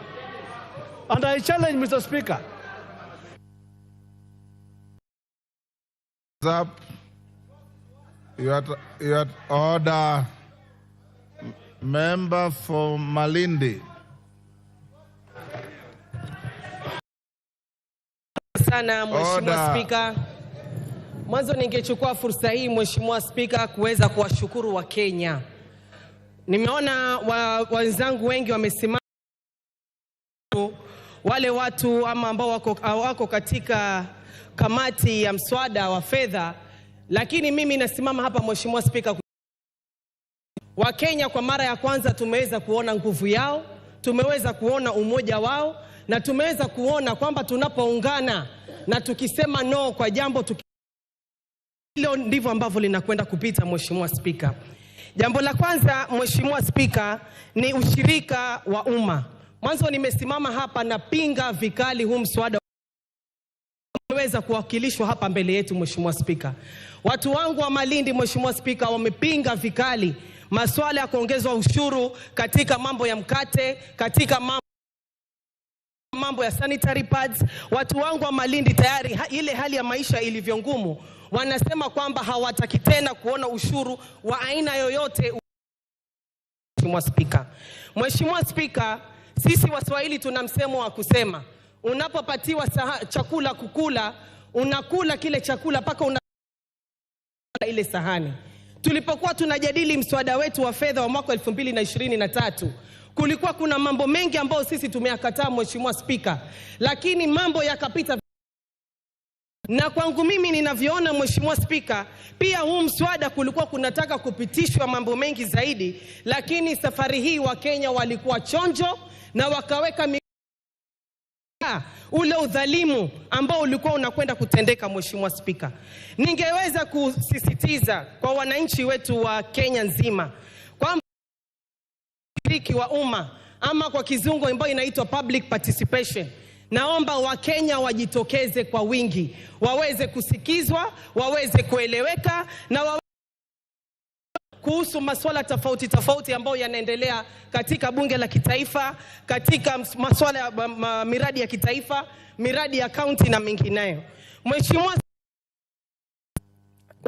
kabla hatujazungumza kuhusu huu mswada ambao tunaujadili saizi, tunataka pia tuangalie ule mswada wetu wa mwaka 2000 ni kwamba uliweza kutusaidia vipi sisi kama Wakenya. Tunafaa tujiulize gharama ya maisha je ilikwenda kubadilika? Tunafaa tujiulize mazingira ya kazi je yalikuwa ni mazuri? Tunafaa tujiulize imetusaidia vipi na imeweza kutufikisha wapi? Malengo yetu, budget yetu ya ile pesa kama tumeweza kuifikia ama la? Mheshimiwa Spika, tuliona tumeweza kupitisha wakati ule ikiwemo masuala ya Hustler Fund, masuala ya housing levy. Tunataka pia tujue report pesa hizo, mambo hayo, malengo ama hatujaweza kuyafikia Mheshimiwa Spika. Kwa kumalizia Mheshimiwa Spika, mimi ninavyoelewa Wakenya hawana shida na kulipa ushuru. Tunazungumza kuhusu budget ya zaidi ya trilioni 3. Matumizi ya hizi pesa Mheshimiwa Spika ndiyo matatizo makubwa. Na wetu watoto wadogo wamekwenda barabarani kufanya maandamano Mheshimiwa Spika. Matatizo ambayo tuko nayo sasa hivi Mheshimiwa Spika ni ufisadi. Na pale ambapo tunazungumza kuhusu ufisadi, kwa sababu kwa Wakenya, bajeti yote hii saizi inatoka kwa Wakenya. Tunapoona ufisadi ambao unaendelea Mheshimiwa Spika, mawaziri wanakuja hapa, mawaziri wao ambao wana ufisadi wanaachi. Hii ndio inazidi kutia machungu kwa Wakenya kule Mheshimiwa Spika. Tunaona wale ambao wameshikana kule kwa upande wa serikali Mheshimiwa Spika, wanaenda katika mshahara wake ni sawasawa na wangu na natoa karibu milioni 30, na kuna kijana mwenye ambaye hana kazi na hana hata shilingi. So tunataka matumizi ya hizi pesa pia ziwe Spika, na kwamba ufisadi uweze kumalizika hapa ndani ya Kenya. Mheshimiwa Spika, mimi nataka niseme napinga vikali huu mswada wa fedha wa mwaka 2000. Mheshimiwa Spika, asante sana. Rindikiri.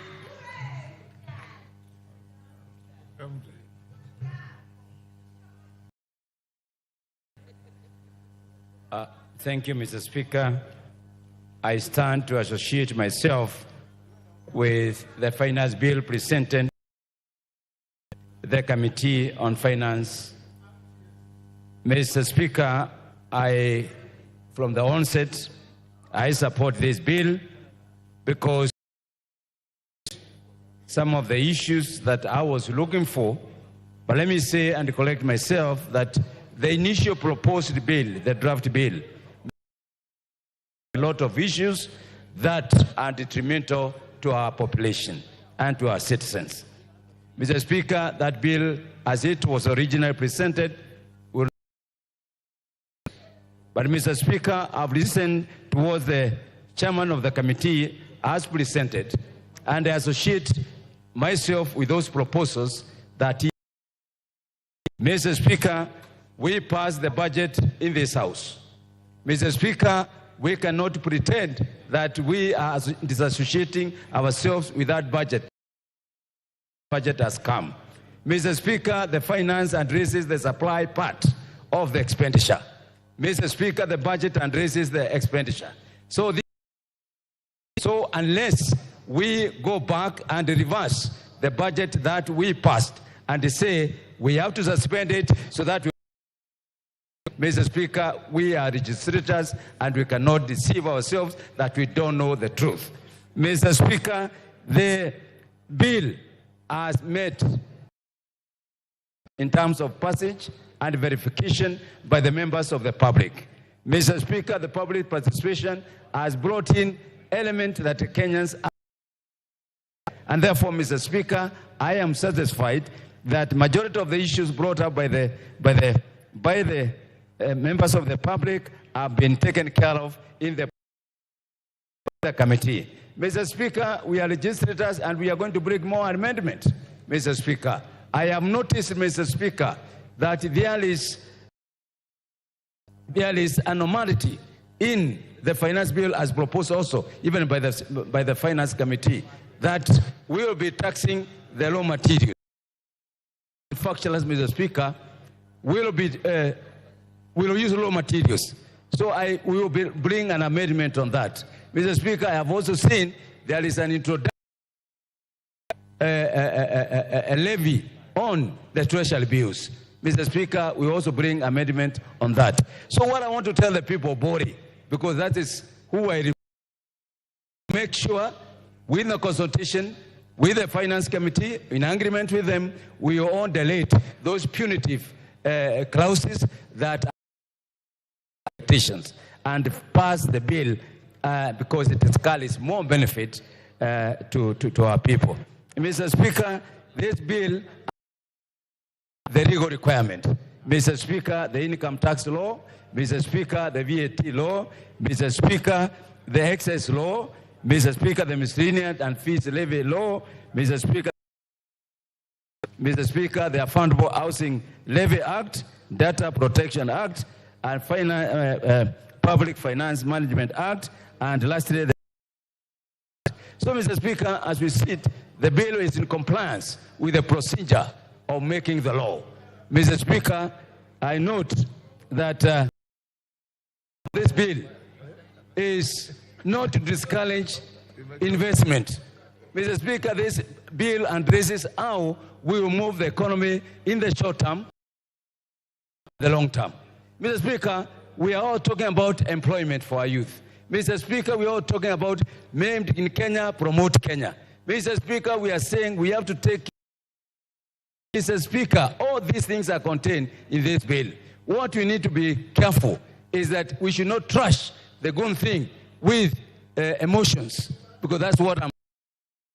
The people of Bore expect development. The people of Bore expect water. The people of Bore expect electricity. The people of Bore expect health. So, Mr. Speaker, And I want to urge and ask our members, please, let's be bipartisan. Let's look at the good things. Let's look at the bad things. We do away with the bad thing, but say this bill should be rejected in totality. Mr. Speaker, I support. Jackson Kosgei. Mr. Speaker, first of all, and on the onset, I support the bill. By historians, that there are two things, I beg your pardon, that has made regime rise up and fall. One is the policy on fiscal, such as the one we are interrogating through this bill. Mr. Speaker, the second one is the national bride, where the citizens of a country is proud to support and sustain their own. While I commend the committee for the work, the good job done, the resilience they had in taking the processes through legally and by law, and also by listening to the citizens, I wish to persuade us in this House to appreciate the fact that we have a cardinal in developing the budget of this country by interrogating all the processes, and we have a duty to produce a policy that will. It appears that the debate today, and as we continue, is gravitating around the finance standard, and we seem to play down the proposed amendment by our esteemed committee members and us their version after receiving the contribution by the public. Mr. Speaker, I wish to conclude as I support this bill by commenting on the light note on a made by one honorable member that it was a bit unnecessary and misleading comparison, because we are speaking not to the House, but we are speaking to Kenyans listening outside there, to compare the 19th century dictatorial monarch, vibrant democracy, which is giving us an opportunity of changing government whenever we want in every 5 years. It's necessary to speak to Kenyans that we have an alternative in terms like revolution, destroying a country, vibrant democracy in the world, not Africa alone. And I wish to urge us that let us debate, but think about this country and its progress. With that, Mr. Speaker, I support the bill. Mawade.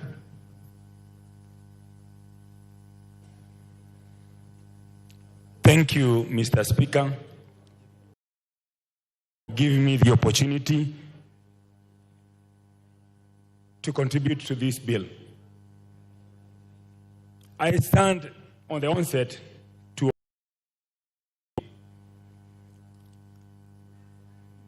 this bill.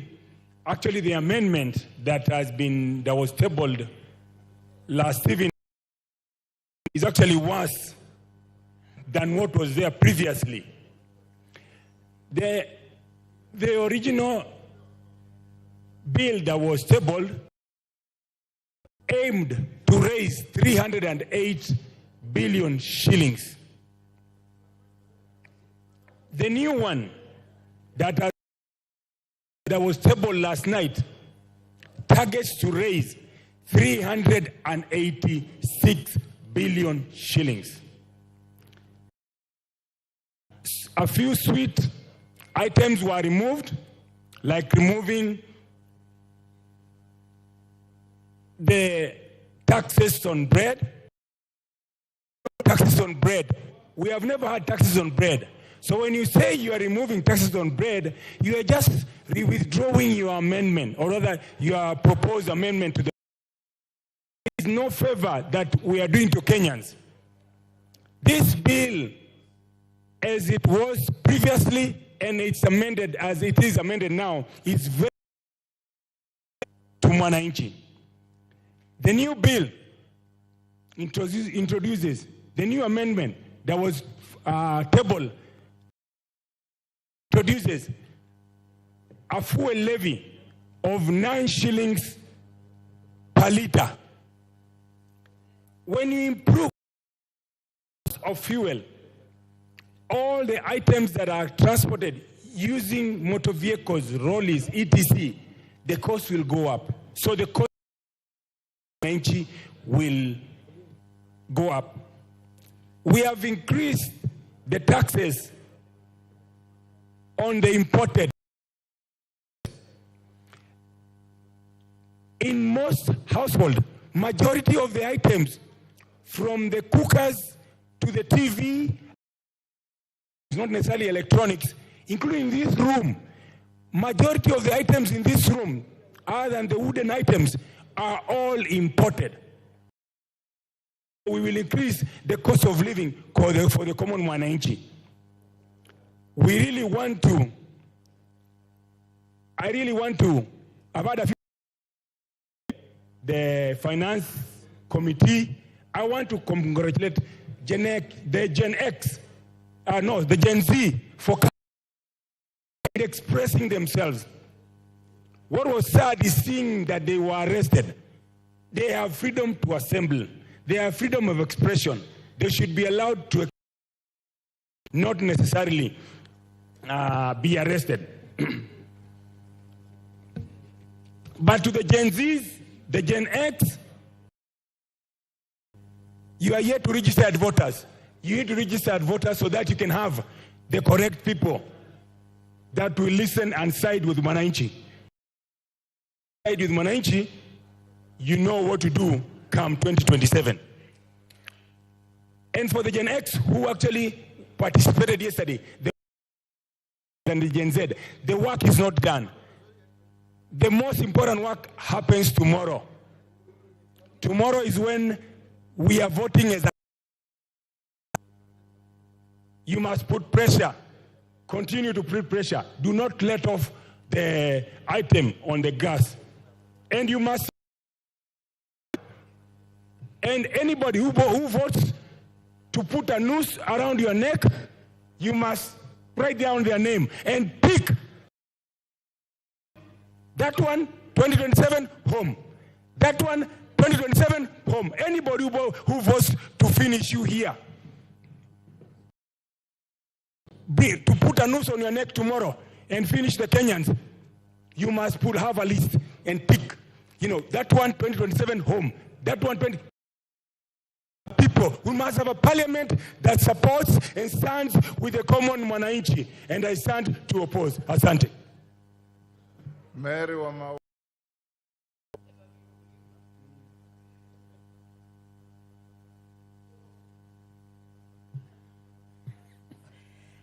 Thank you for giving me a chance to speak to this finance bill. Mr. Speaker, I don't stand here to be told by an honorable member who is elected like me.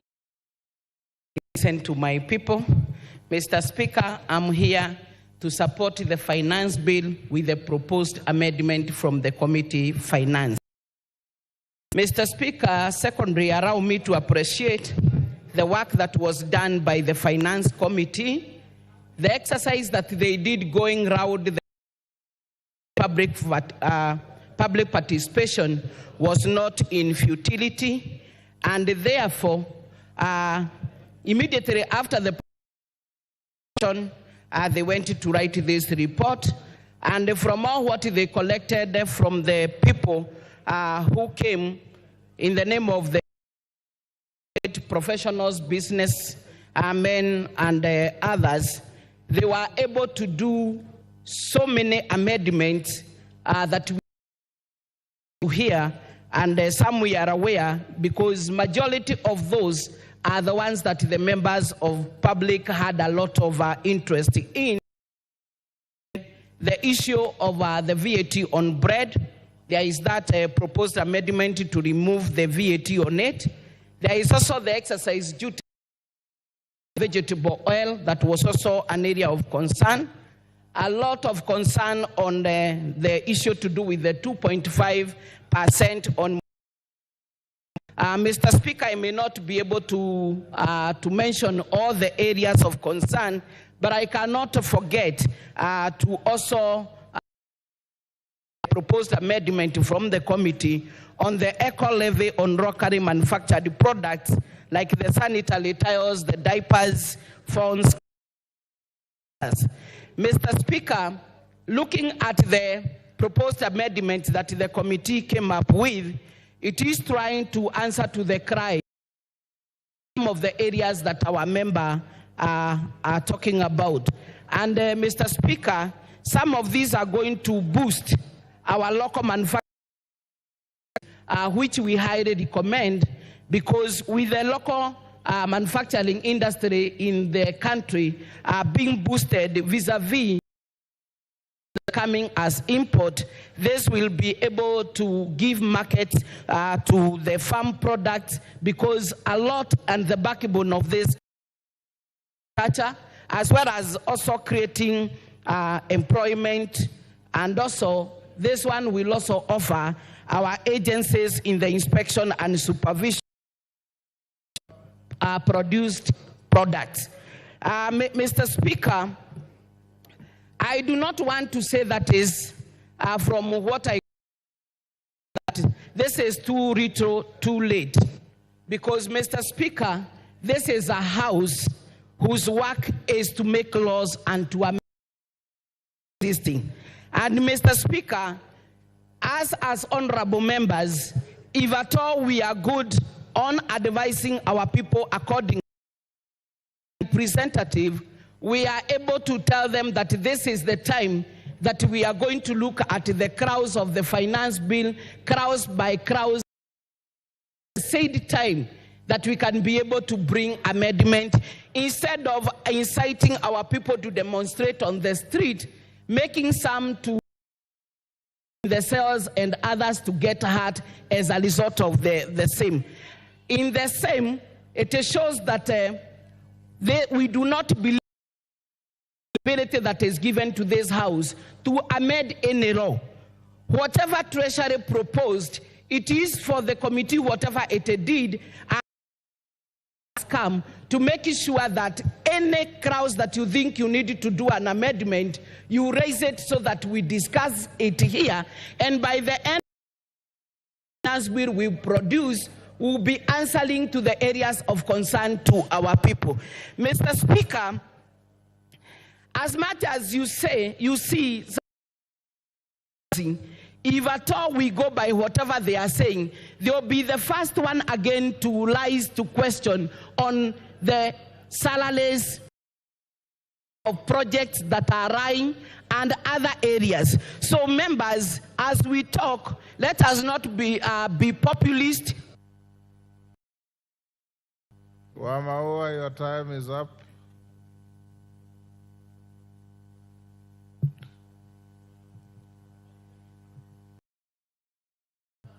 Yes. Mark Nyamita.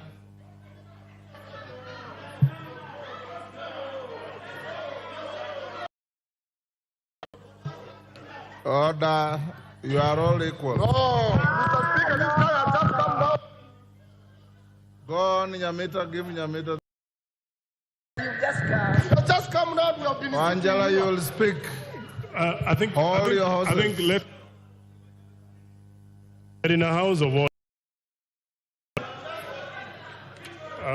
the speaker is presiding. Thank you, Mr. Speaker. Thank you, Mr. Speaker, for giving me an opportunity to. Sure, Angela, if it was you, you will be happy. I'll give you a chance. Just come now. We have been sitting here. Order, Angela. I appreciate. protect me is to be listened to in silence. Oh, that's unfair. Thank you, Mr. Speaker. From the onset, Mr. Speaker, I want to say that this bill, as was presented on the floor of this House, any reasonable member of Parliament would object to it. Because even our colleagues who are on government side would sit here and agree to some of the proposals that are actually in this bill. Begin with the sugarcane transporters. When you charge VAT on transport, I come from a sugar belt area, Mr. Speaker. Most of those roads, if not all of them, are maram roads that are not maintained. So when you're saying that they utilize the roads and they're spoiling them, we are sometimes factories themselves actually do it. Mr. Speaker, the taxation on bread in itself, many members, though not because they cannot afford, they do not eat bread because they have other alternatives or they've sought other healthy issues, types of food that they want to actually take. But the common man, staple food. So trying to tax it really, Mr. Speaker, is completely out of this space. Taxation on motor vehicle also does not make sense. Mr. Speaker, someone who is driving a Probox and someone driving a V8, like many members on the floor of this House, utilize, apply the same weight on the road. If you're going to tax them and you tax them, it would have been disproportionate in terms of taxation. So therefore, this was actually not. Tax on vegetable oil, Mr. Speaker, would have increased tremendously the cost of food for the common man. So any reasonable person on the floor of this House, side you sit, would definitely then oppose this particular one. The eco levy, though being very progressive, Mr. Speaker, I do not think the way it had been put in this particular bill, we need to only tax eco levy on finished products that are actually being brought into the country. I am happy that and will oppose the threshold for VAT registration. In my constituency, Mr. Speaker, over the last about 1 month, bring young people together to try and give them CDF projects. Some of them are registering organizations for the first time. Compelling them to register so that you tax them was not leaving them with any money because the amount to our projects, Mr. Speaker, is extremely very little. Having said that, Mr. Speaker, I just want to urge my colleagues for us that it is this House, the 13th Parliament, that must stand to be counted. We have a more enlightened public, and I want to commend the committee because I have seen in their report that they actually had to add a few more days for people to give their views. How I wish, Mr. Speaker, that in the next bill and maybe all the can even extend it not only to the members of the committee, but to the whole House so that members can even caucus on specific bills that require a lot of input from the people. What I want to say is that anyone who believes that this bill is not right must then come to the floor of the House, including myself, to propose and support the amendments, the bill more responsive to the needs of the people. Instead of just saying that we oppose it, it is in this House, and I am going to be in this House to propose my own amendments. And the ones that have actually been brought that favor, we will actually support them. Thank you, Mr. Speaker. I submit. But for now. Thank you, Mr. Speaker. I arise also to support this motion, in spite of the fact that I received so many messages, so many calls, advising me to reject this bill. The callers is a young man who is my neighbor. So he told me he has read so much on social media and he feels I should say no. Young man, why are you saying I vote no? Why specifically? So he told me like the price of bread has increased from 45 to. So I told him which type of bread is this. Then he was talking of 400 grams bread. So I just told him straight, go to the shop and find out what it is present. I noted that there was a lot of misinformation to our youth, the so-called Generation C, that is causing them even to riot on the streets. Mr. Speaker, is particularly is because of the direction this country is now taking.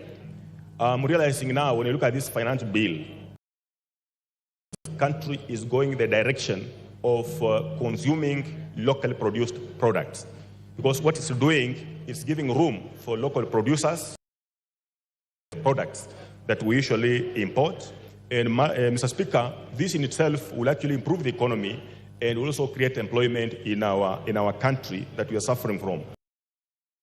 Saying there is a tax or a levy on eco, something called eco levy. This is actually to discourage importation of finished products. There's also a tax on clinker that's coming from out, so as to encourage our local production. And when this is happening, most of the persons who will benefit are the very youth in the streets.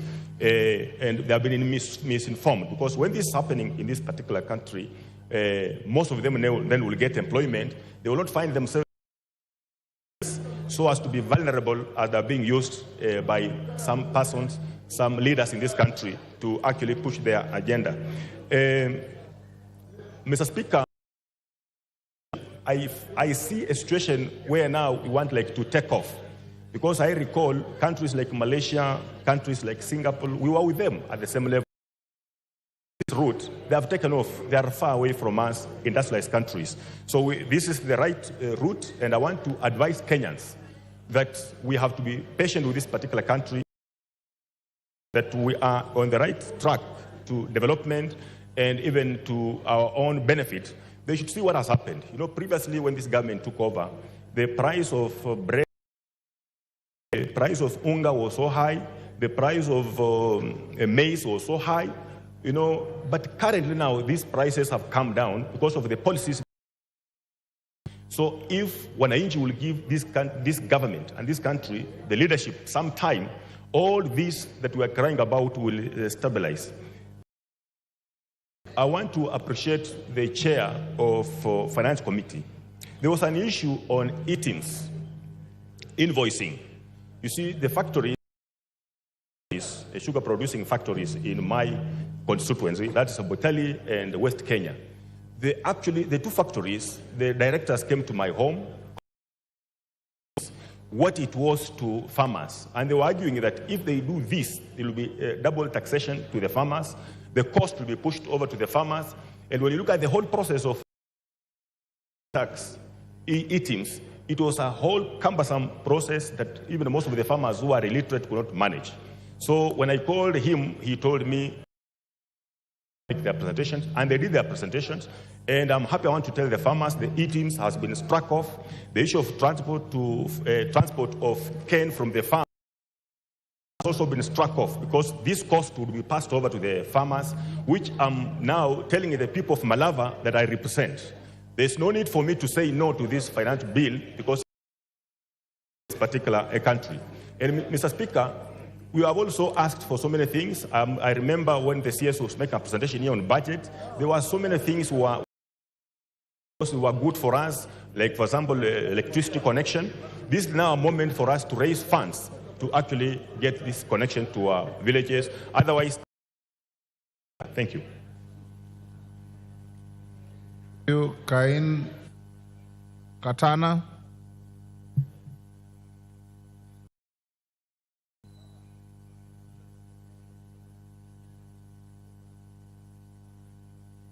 Cain Katana, give him the mic. Spika, kwa kunipatia nafasi hii.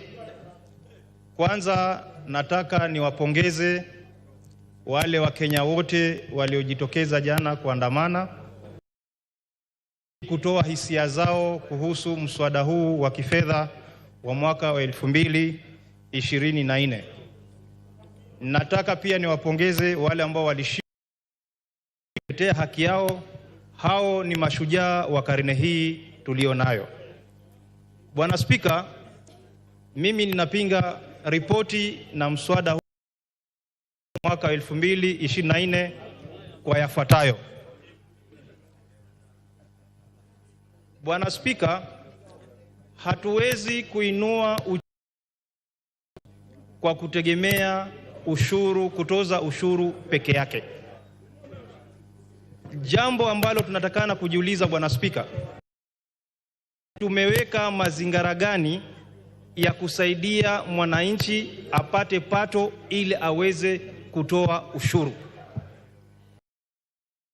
Ni kwamba hatujaweka njia mwafaka ya kufanya watu wafanye biashara yao. Bwana Spika, mapendekezo ambayo kamati ya kifedha ya kusema kwamba sasa wanataka kuondoa ushuru wa mkate kama vile ambavyo walikuwa sababu wa Kenya walisimama na wakasema haya hayatuyataki, ndio wamekuja na kusema kwamba wameleta mapendekezo. Haya ni mapendekezo hayako katika sheria ya mwaka wa 2024. Haya mapendekezo Bwana Spika yanaweza yapite ama yasipite. Je, yasipopita na tayari mumependekeza kwamba ushuru uongezeke.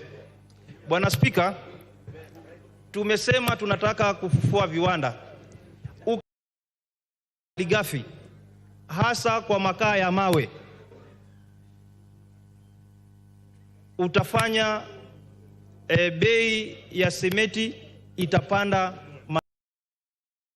Bwana Spika, tukitaka kuokoa, kwa sababu serikali hii ilikuwa inasema kwamba inatambua mama mboga. Huyu mama mboga katika hii bajeti yuko wapi? Huku unasema umeondoa kuongezwa kwa ushuru wa mkate, ushuru wa tairi, lakini hapo hapo Bwana Spika umeenda nyuma, umemwongezea mafuta. Ukipandisha bei ya mafuta Bwana Spika, gharama yote ya bidhaa muhimu zitapanda. Ukiongeza bei ya mafuta, ulimtumia kwa kampeni zenu, mumemweka wapi? Huyu mama mboga ambaye mlimtumia kwa kampeni, mkiongeza mumemweka wapi? Bwana Spika, Wakenya wamechoka na kutozwa kodi kiholela. Hii nchi sio kwamba haina pesa. Hii umekithiri katika taasisi zote hapa nchini. Ni lazima tutafute njia ya kufunga mfereji wa ufisadi, na ufisadi uko kila mahali. Wakenya wanaona kwamba pesa zao zinatumika kiholela. Huwezi kwenda kwa harambee ukatoe milioni 30. Ndio Wakenya wanajiuliza. Ni lazima tufunge hii milango ambayo pesa zinapotea kiholela. Hawajakataa kutoa ushuru. Tujiulize, ile sheria tuliyopitisha hapa ya mwaka 2023 ya kifedha, tumeweza kufaulu na yale malengo ambayo tulikuwa nayo? Jibu ni kwamba hatujafaulu. Mnamnukua nataka William Samoei Ruto amesema kwamba watu waweze kuishi kadri na mapato yao. Vile vile ni lazima watu wakatue kodi kulingana. Hatuwezi kuongeza kodi kila wakati na wengine wanatumia pesa hiyo kujiendeleza na wengine Bwana Spika wanazidi kuwa maskini. Mimi ninasema kupinga mswada huu kwa sababu hausaidii yule mbunge wa Kanza.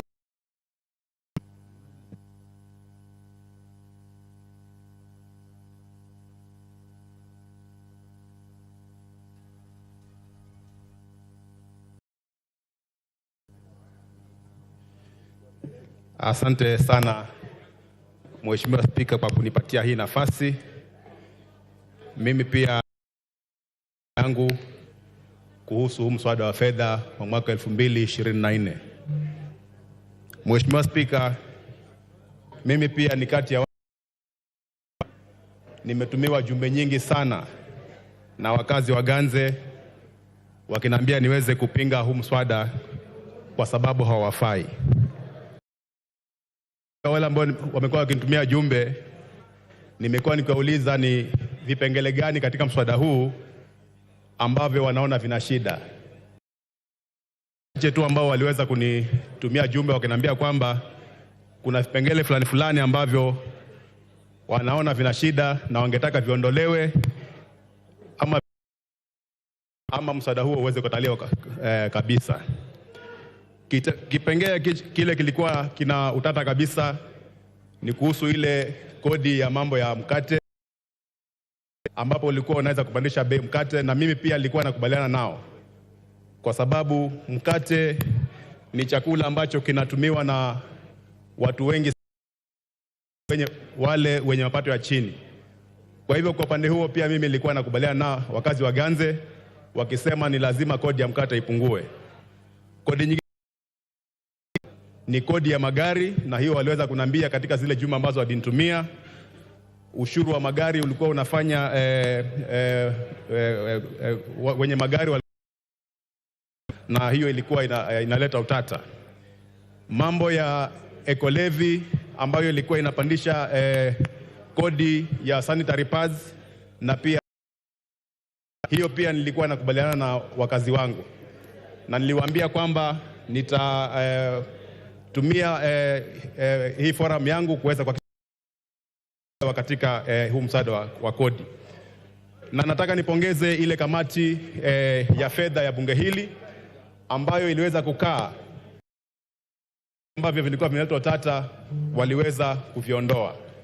Na pia niendelee kushukuru kwa sababu nikiangalia yale mambo ambayo serikali imepanga kufanya huko katika maeneo bunge yetu kwa huu mwaka wa serikali unakuja, ni mambo mengi ambayo wabunge wote inastahili tuweze. Kwa mara ya kwanza tunaona kuwa mgao wa NGCDF unaweza kuongezeka kwa kiwango cha milioni 30, na pia bunge linapata mgao kwa sababu ya usambazaji wa mambo ya stima. Tumeona kwa mara ya kwanza pia kaunti zetu zimeweza bilioni 15 za ziada, na hii yote ni pesa ambayo itaweza kupeleka maendeleo kule nyanjani. Kwa hivyo kufikia yale mambo ambayo yalikuwa yanaotata katika mswada ni kama ambayo yameweza kurekebishwa. Kwa hivyo kwa niaba ya wale wakazi wa Ganze, kwa sababu tumeona hapa tutapata mambo ya stima, na pia tumeona kwamba shule zetu nyingi kule Ganze kwa wakati huu bado wanafunzi wanasomea chini ya miti, wanafunzi wengi ambao wanasoma katika madarasa ambayo yamejengwa na udongo.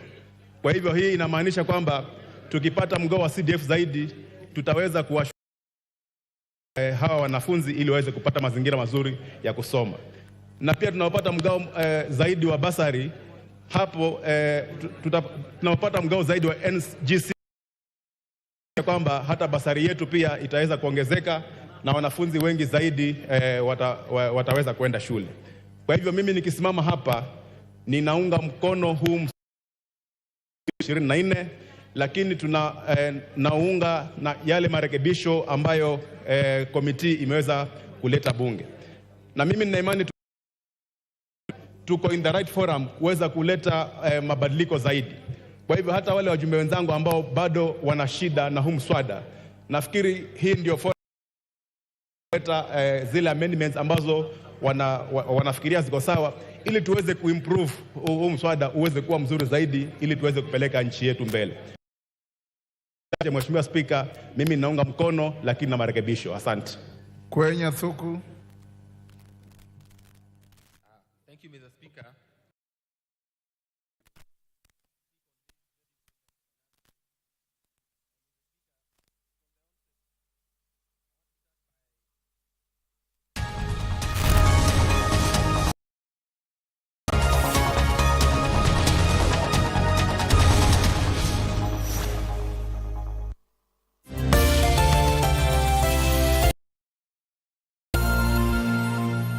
Nilianza kuendesha boda miaka michache iliyopita ili kuhudumia familia yangu. Sio kazi rahisi, lakini inaweka chakula mezani. Huo nilifikiria siwezi kushindwa. Ningeendesha boda kwa kasi, kukwepa na kuvuka barabara ovyo ovyo. Ningefika napokwenda haraka. Lakini siku moja